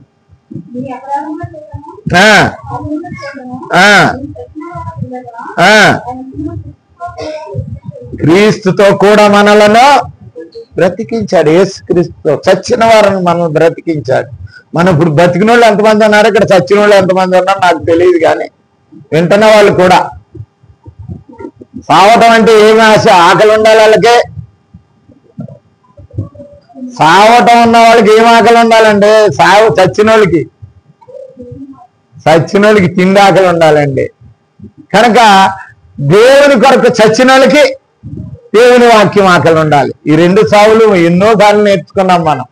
కనుక ఆకలి ఆకలి ఆకలి ఆకలి. కొన్ని విషయాల ఆకలి గురించి, మరి సాధారణంగా కడుపు కోసం ఆకలిస్తే అన్నం తినలేదనుకో ఏమైపోతామండి? ఆకలిస్తుంది మనకి, అన్నం తినలేదు ఏమైపోతాం మనం? నీరసం వచ్చేస్తుంది. ఏమైపోతామండి? అసలు మాట చెప్పట్లేదు, రోగం వచ్చేస్తుంది, రోగస్తులు అయిపోతాం. ఆకలి లేకపోతే ఏమవుతాం మనం? రోగస్తులు అయిపోతాం. మరి ఆత్మానుసారంగా మనము ఆకలి లేకపోతే ఏమైపోతాం?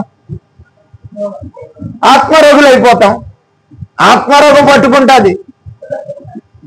మనం ఆత్మలో ఎదగకపోతే, క్రీస్తులో ఎదగకపోతే మనం కూడా చచ్చిన వారం అన్నాడు. అంతే, చచ్చిన వారమై ఉన్న మనలను ఆయన ప్రియకుమారుడైన యేసుక్రీస్తుని లోకానికి పంపించి ఆయన కలవరి శిలువ మీద బలి చేసి ఆయన చిందించిన పరిశుద్ధ నిర్దోష నిష్కలంక రక్తం ద్వారా నీ పాపాలు శాపాలు కడిగి నిన్ను కుమారుడిగా చేసుకుని అధికారం ఇచ్చి లోకంలో తండ్రి అని మొరపెట్టే ధన్యత పరిశుద్ధాత్మ దేవుడి ద్వారా నీకు నాకు ఇచ్చాడు.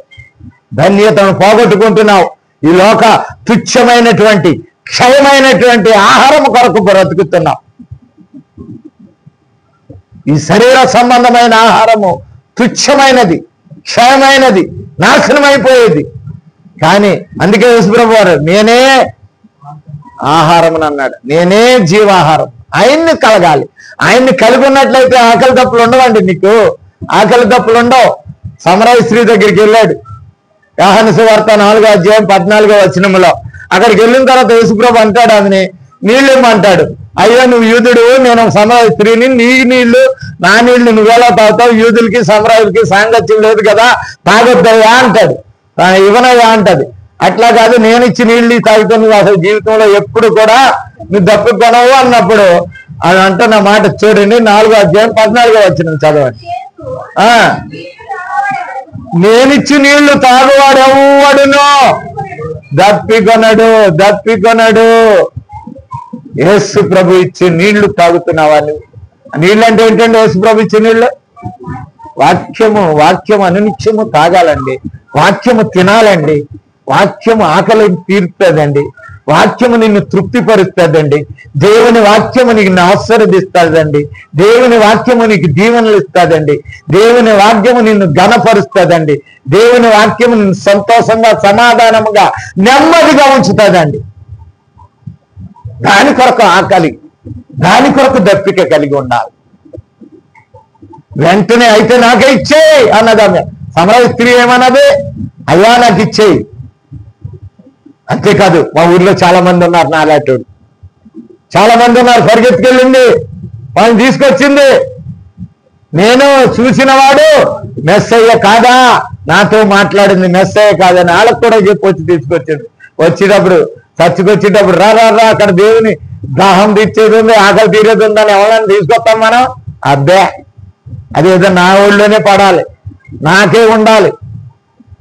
వీళ్ళారా గమనించండి, దేవుడు సమస్తము చూస్తున్నాడు. మనం దేని కొరకు ఆకలి ఉన్నది, దేని కొరకు దట్టుకున్నది, దేని కొరకు మనం బ్రతుకుతున్నాం. ఇది ఇప్పుడు వరకు నన్ను పోషించింది నీవు తిన్న తిండో, నువ్వు తిన్న ఆశీర్వాదమో నువ్వే కాదు, దేవుని కృపే నిన్ను ఆశీర్వదిస్తుంది. నువ్వు యోగ్యుడు కాదు, నేను యోగ్యురాలను కాదు. దేవుని కృప మనల్ని అనేక విషయాల్లో కనుక రోగస్తులు కాకుండా మన పాపాల నుండి చేసింది. కొన్ని మాటలు ఆకలి దప్పు గురించి నేర్చుకుందాం. చూడండి, కీర్తన 42:2 ఒక మాట ఉంది. 42:2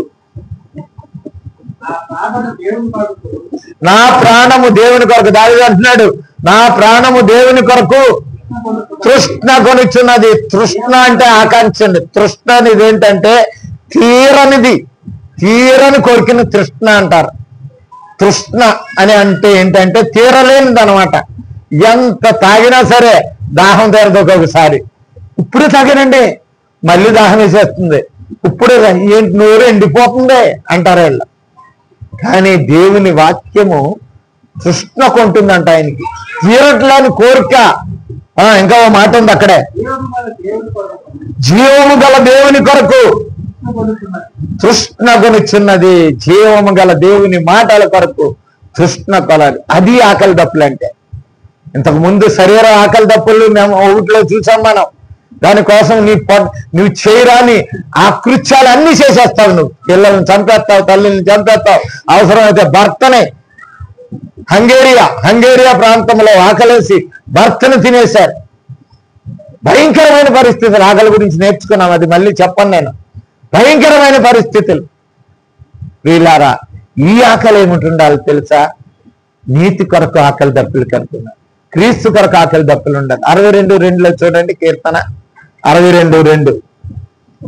63 చూడండి, 3 క్షమించండి, 63:2.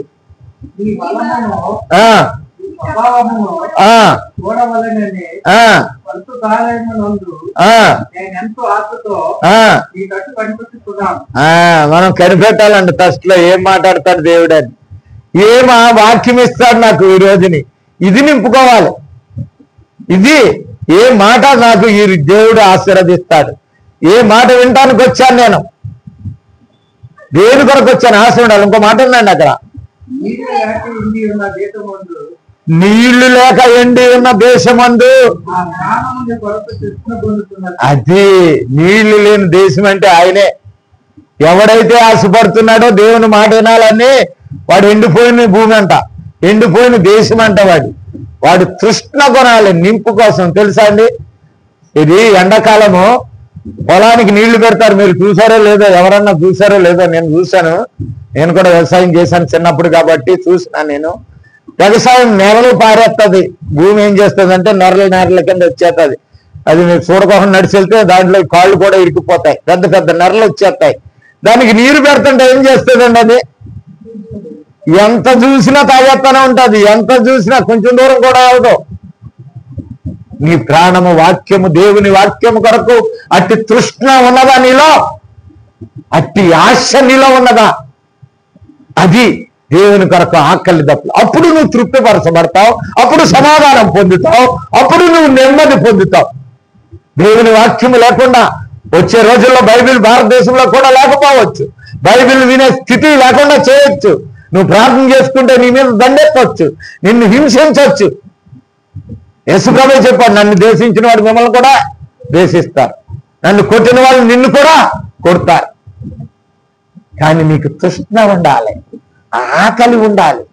ఆ దప్పిక ఉన్నట్లయితే దేవుడు నిన్ను తృప్తిపరుస్తాడు, సమాధాన పరుస్తాడు, దాస్తాడు, తన దాగు చోట్ల నిన్ను దాస్తాడు. ప్రియ సహోదరి సహోదరుడా, ఇంకో మాట ఉంది చూడండి, 143:6 కీర్తన 143:6. తొందరగా చూసుకుందాం. ఎండిపోయిన భూమి వలె నా ప్రాణము ఆశపడుచున్నది. ఇంకో మాట,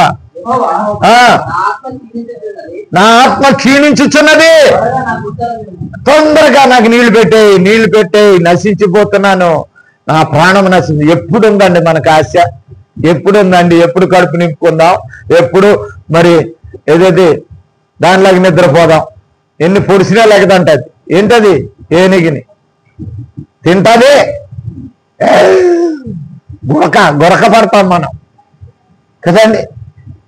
ఈ ఆకలి కదండి. మెలకువ కలిగి దేవుని వాక్యము కలిగి మనం జీవించడమే తృష్ణ.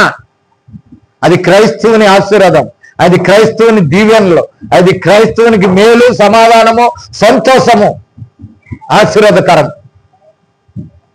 అనేక మంది నిద్రపోతున్నారు ఈ రోజుని. సెలవు దినం అంటున్నారు ఈ రోజుని. ఆదివారాన్ని ఏమంటున్నారు వాళ్ళు? సెలవు దినం అంటారు. కొంతమంది విశ్రాంతి దినం అంటారు. విశ్రాంతి దినం కాదు. ఒక పాఠం నేర్చుకున్నాం మనం, యూట్యూబ్ లో ఉంటది చూడండి. ఆదివారం విశ్రాంతి దినమా సెలవు దినమా అని ఒక మాట మాట్లాడినా నేను, యూట్యూబ్ లో ఉంటది చూసుకోండి. ఆదివారము విశ్రాంతి దినమా సెలవు దినమా? విశ్రాంతి దినము కాదు, సెలవు దినం కాదు. మరేం దినం అండి ఇది? వెంకటేష్ గారు, ఏం దినం? ప్రభు పునరుద్ధాన దినము. తప్పకుండా దేవుని పునరుద్ధాన శక్తి నీకు కూడా, నువ్వు లేచినట్లయితే దేవుని సన్నిధికి రావాలి. నువ్వు ఇక్కడ నీకున్న ఆకలి తీరుస్తాడు, నీ దప్పిక తీరుస్తాడు. నువ్వు తృష్ణకున్నావే, ఎండిన భూమి ఎలా పీల్చేసుకుంటుందో ఈ వాక్యాన్ని నా శరీరంలో ఇవిడింపజేయి. క్షీణిస్తున్నది. క్షీణించినటువంటి శరీరానికి దేవుని వాక్యం అవసరం తెలుసా? దేవుని వాక్యము అవసరం నీ శరీర అవయవాలకి. అవయవాలు దేవునికి అవసరమైనటువంటి అవయవాలు నీకు ఇచ్చాడు. కానీ నీకు అవసరమైనట్టు నీ చేతితో కష్టపడి తినేద్దాం, బాగేసుకుందాం. నీ అవయవాలు నీ కాదు తెలుసా? ఎక్కడండి? 8:12 రోమా 8:12 చూడండి ఒకసారి. రోమా 8:12. పన్నెండు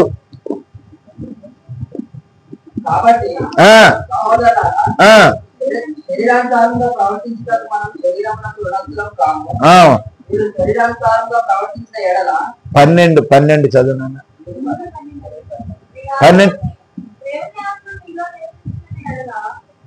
దేవుడు తన చిత్త ప్రకారం మన శరీరంలో మన అవయవాలు ఉంచాడు. ఆయన చిత్తం నెరవేర్చడానికే.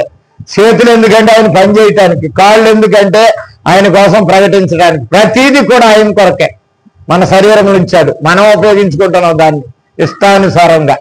ఉన్న దాంట్లకి కొంతమంది ఈ కాడి నుంచి అక్కడికి పూసేస్తారు, ఈ అందం సరిపోలేదని. తెలుసా అండి? భయంకరమైన పరిస్థితుల్లో ఉంటారండి. ఎందుకనంటే దేవుని ఇచ్చినటువంటి శరీరాన్ని. ముందుకెళ్ళిపోదాం, సర్లే ముందుకెళ్ళిపోదాం. దానియేలుని నెబుకద్నెజరు ఒక మాట అంటాడు చూడండి. 6వ అధ్యాయము 26, 28.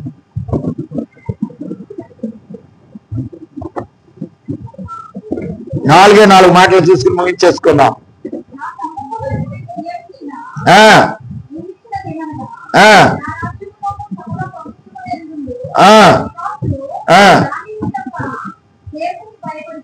దేవునికి భయపడుచు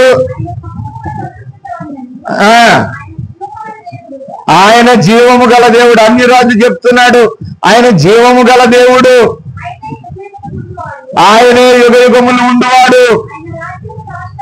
ఆయన రాజ్యము నాశనము కారణది. ఆయన ఆధిపత్యము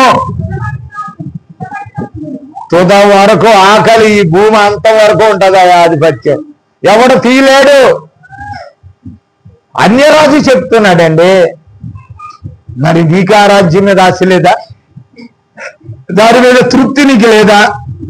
కీర్తనకారుడు కూడా ఈయన కూడా దావీదు గారికి ఇది కోరా కుమారులో మాట్లాడతారు. 84:2, 10 చూడవలెనని నా ప్రాణము. మా సన్నిధికి ఎప్పుడు వెళ్దాం? తొందరగా 5 గంటలకు లేచి 6 గంటలకి సర్వీసులు ఉన్నాయి. కొన్ని 6 గంటలకు అయిపోతున్నాయంట. మనకు 6 గంటలకి ఎక్కడ ఉన్నామండి మనం?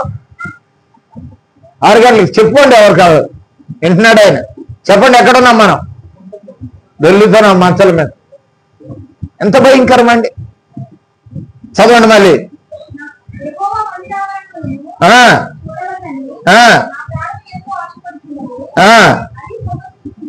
సొమ్మసిల్లుతున్నది, నీరసం వచ్చేస్తుంది. దేవుని సన్నిధికి వస్తే ఉత్సాహం, సంతోషం, ఆనందం ఉండ. 10వ వచనం ఒక్క దినము గడుపుట 1000 దినములతో. ఆ దినములతో గడుపుతుంటే గాలం వెళ్ళిపోతాను కాదు. 1000 దినాలు నువ్వు బతకను, నేను బతకను. 1000 దినాల ఆశీర్వాదం ఒక్క దినములో నీకు వస్తుంది. 1000 దినాల ఆశీర్వాదం దేవుని సన్నిధిలో నీకు ఒక్క దినం గడిపితే వస్తుంది. గడపాలనుకోవాలి కదండి. ఎక్కడన్నా మనం పెళ్లికి వెళ్ళామనుకోండి, పెళ్లి 11ంటికి, అక్కడికి వెళ్ళేటప్పటికి ఏమీ లేదు. 2 గంటలకే పెళ్లి కొడుకు వచ్చాడు, పెళ్లి చేశారు. ఇంతకీ మనం ఏమిటి, దేనికోసం వెళ్ళాం? దేనికోసం వెళ్ళామండి? ఆకలి తిండి కోసం వెళ్ళాం, డిన్నర్ కోసం వెళ్ళాం. ఇంకా పెట్టట్లేదు. చల్ నడే వెళ్ళిపోదాం అని ఎంతమంది అనుకుంటారు? చేతులు ఎత్తండి మీరు. ఆగా కొంచెంసేపుండా పెడతారా? ఆగా కొంచెంసేపుండా. దేవుని సన్నిధిలో గంటలు తీసుకుంటున్నాడు ఈ ముసలాడు. గంటలు తీసుకుంటున్నాడు. తృప్తి లేదు మనకి జీవితం మీద, ఆశ లేని జీవితం ఇది. టయానికి కొలత కొంచెం గురించి చెప్పుకున్నాం కదా. కొంచెమే మన జీవితాలు, కొంచెమే కొలిచేసాం. 45 నిమిషాలు 50 నిమిషాలు. ఎక్కువ చెప్తానంటే మైండ్ ఉండదంట. ఎందుకుంటదా? ఈ మైండ్ ఇక్కడ ఇట్టే నువ్వు లోకం మీద పెట్టావు. నువ్వు మైండ్ ఎందుకుంటుంది? నీ మైండ్ ఇక్కడ ఎప్పుడు వెళ్ళి పడిపోతామో అది తెచ్చుకుని వండి తినేది వెళ్ళొద్దు. మనసు మీద సెలవు రోజున కూడా ఇదేంటని భయంకరమైన స్థితి అండి మానవుడిది. నేను ఎక్కిరిస్తున్నానని కాదు, నేను పొడుతున్నానని కాదు, అదే పరిస్థితి మనది. ఎత్తవా ఆడు 6ంటికి భోజనం పెట్టే తినే వస్తాం.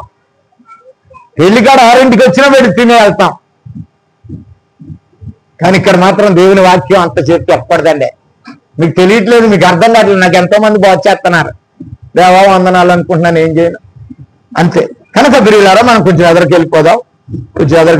చూడండి 11, 12 చదువుకున్నాం. ఇది అనేక సార్లు చదువుకున్నాం. దేవుడైన యెహోవా సూర్యుడును కేడమునై ఉన్నాడు.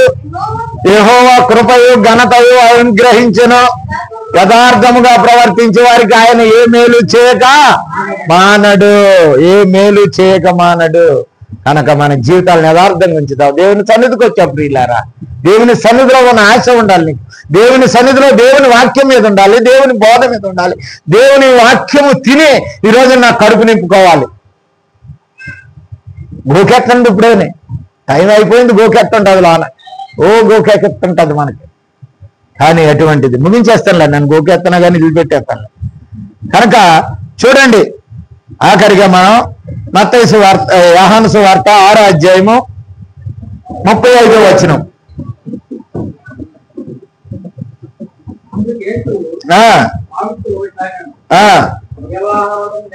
జీవాహారమును నేనే. ఆకలిస్తుంటే జీవాహారం అయినట. నా యొద్దకు వచ్చేవాడు ఎంత మాత్రమునో ఆకలి కొనడు. నా యందు విశ్వాసం ఉంచేవాడు ఎప్పుడునో దప్పికొనడు. ఆకలి దప్పులు ఆయన యందు విశ్వాసం ద్వారానే ఉంటాయి. కానీ మనకేముంటది? తింటేనే కానీ పదార్థం పడాలి మనకి. పదాలు కాదు, పదాలకి తేడా ఉన్నది. పదం అంటే ఏంటండి? పదం అంటే మాట, పదార్థం అంటే ఆహారం. ఆహారం అయితేనే తృప్తి మనకి. పదాలు మనకేం చెప్తాయండి? టీవీరాజు గారి మాటలు ఫ్యాన్ గాలికి వెళ్ళిపోతున్నాయి కిటికీల్లో నుంచి. కనుక ప్రియులారా గమనంతాం మనం. అందుకే అంటాడు 7వ అధ్యాయంలో కూడా చాలా మాటలు ఉన్నాయి. కానీ 51 చూడండి ఒకసారి. 51 తొందర చదవండి.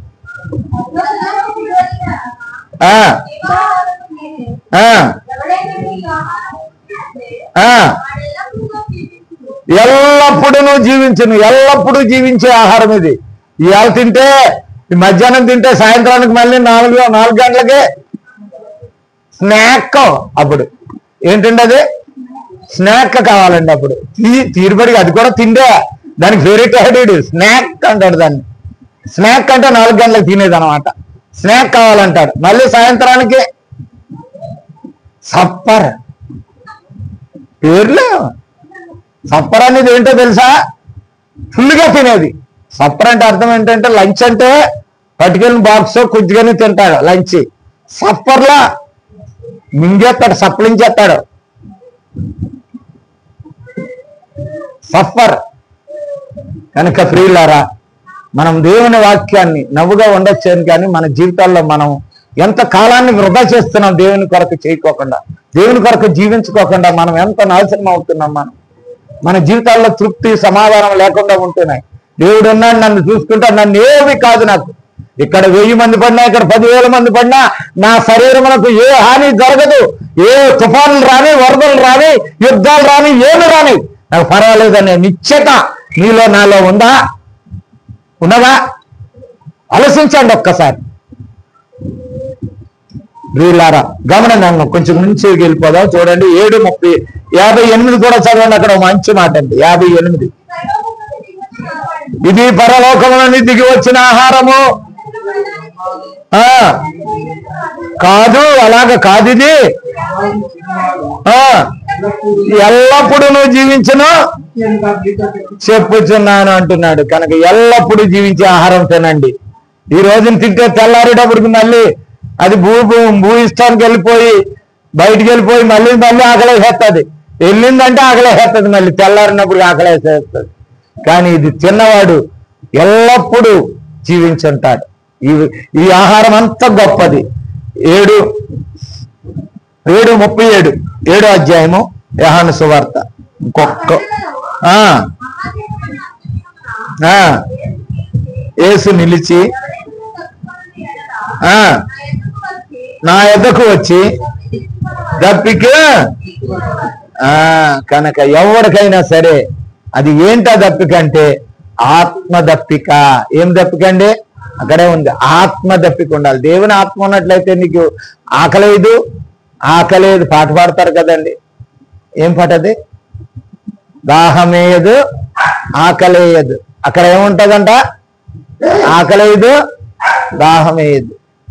ఆయన దగ్గర ఉంటే, ఆయన సన్నిధిలో ఉంటే, యేసుక్రీస్తు సన్నిధిలో ఉంటే ఆకలేదు, దప్పిక ఉండదు. అటువంటిది యేసుక్రీస్తు నీలో ఉంటే కూడా, నాలో ఉంటే కూడా, మనలో ఉంటే కూడా ఆకలేదు, దప్పిక ఉండదు. తీర్చబడుతుంది, తృప్తిపరచబడతావు, సమాధానపరచబడతావు, సంతోషంగా ఉంటావు, నెమ్మదిగా ఉంటావు.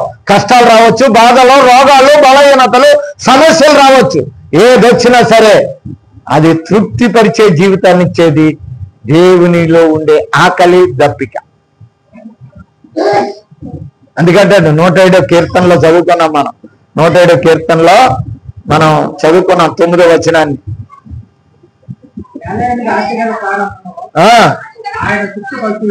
తృప్తిపరిచి ఉన్నాడు. ఆశ ఉన్నట్లయితే తృప్తిపరుస్తాడు. నీకు ఆశ లేనప్పుడు నీకు తృప్తి ఎక్కడది? ఆశ ఉండాలి ముందు. ఆశ ఉంటే తృప్తిపరచబడతావు. ఇంకో మాట ఉంది, అట్టి వారి ప్రాణమును మేలుతో నింపి ఉన్నాడు. అట్టి వారి ప్రాణమును ఆయన ఏం చేస్తాడు? మేలులతో నింపుతాడు. కనుక ప్రియ సహోదరి సహోదరుడా, మొదట ఆకలి నేర్చుకున్నాం.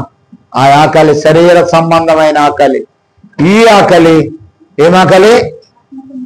ఆత్మ సంబంధమైన ఆకలి. శరీర సంబంధమైన ఆకలి కొరకు బ్రతుకుతున్నావా?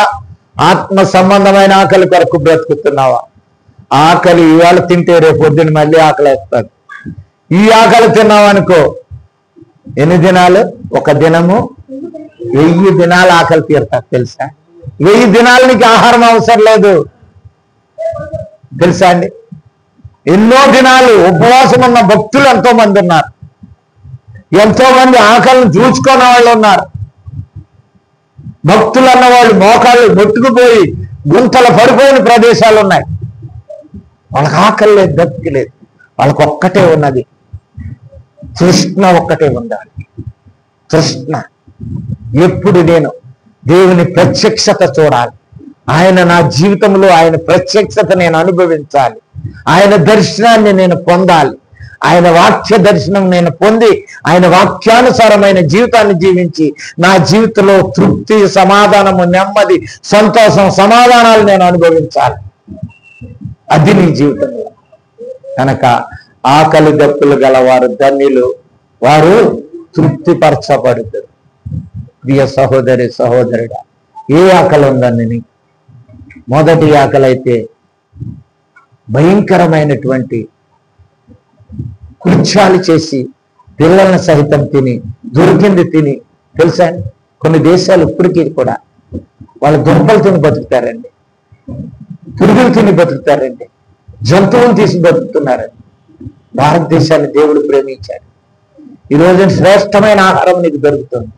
ఒక్కసారి ఆ యొక్క పసిఫిక్ మహాసముద్ర ద్వీపకల్పాలకు వెళ్ళినట్లయితే దొరికిన ప్రతి దాన్ని తింటారు వాళ్ళు, దొరికిన ప్రతి దాన్ని తింటారు. నీకు ఎంత శ్రేష్టమైన ఆహారం ఇచ్చాడే, ఎంత తృప్తికరమైనటువంటి ఆహారాన్ని కూడా నీకు ఇచ్చాడు. కానీ నీకు ఈ ఆకలి ఉన్నా కానీ రేపొద్దున మళ్ళీ ఆకలేస్తారు. కానీ ఆయన్ని కలిగి ఉన్నట్లయితే ఎన్నటికీ ఆకలి గుణం, అది నీ జీవితానికి సంతోషం, సమాధానం, నెమ్మది, తృప్తి దయచేస్తుంది. అట్టి దీవెన మనందరికీ దేవుడు అనుగ్రహించును గాక. ఆమేన్.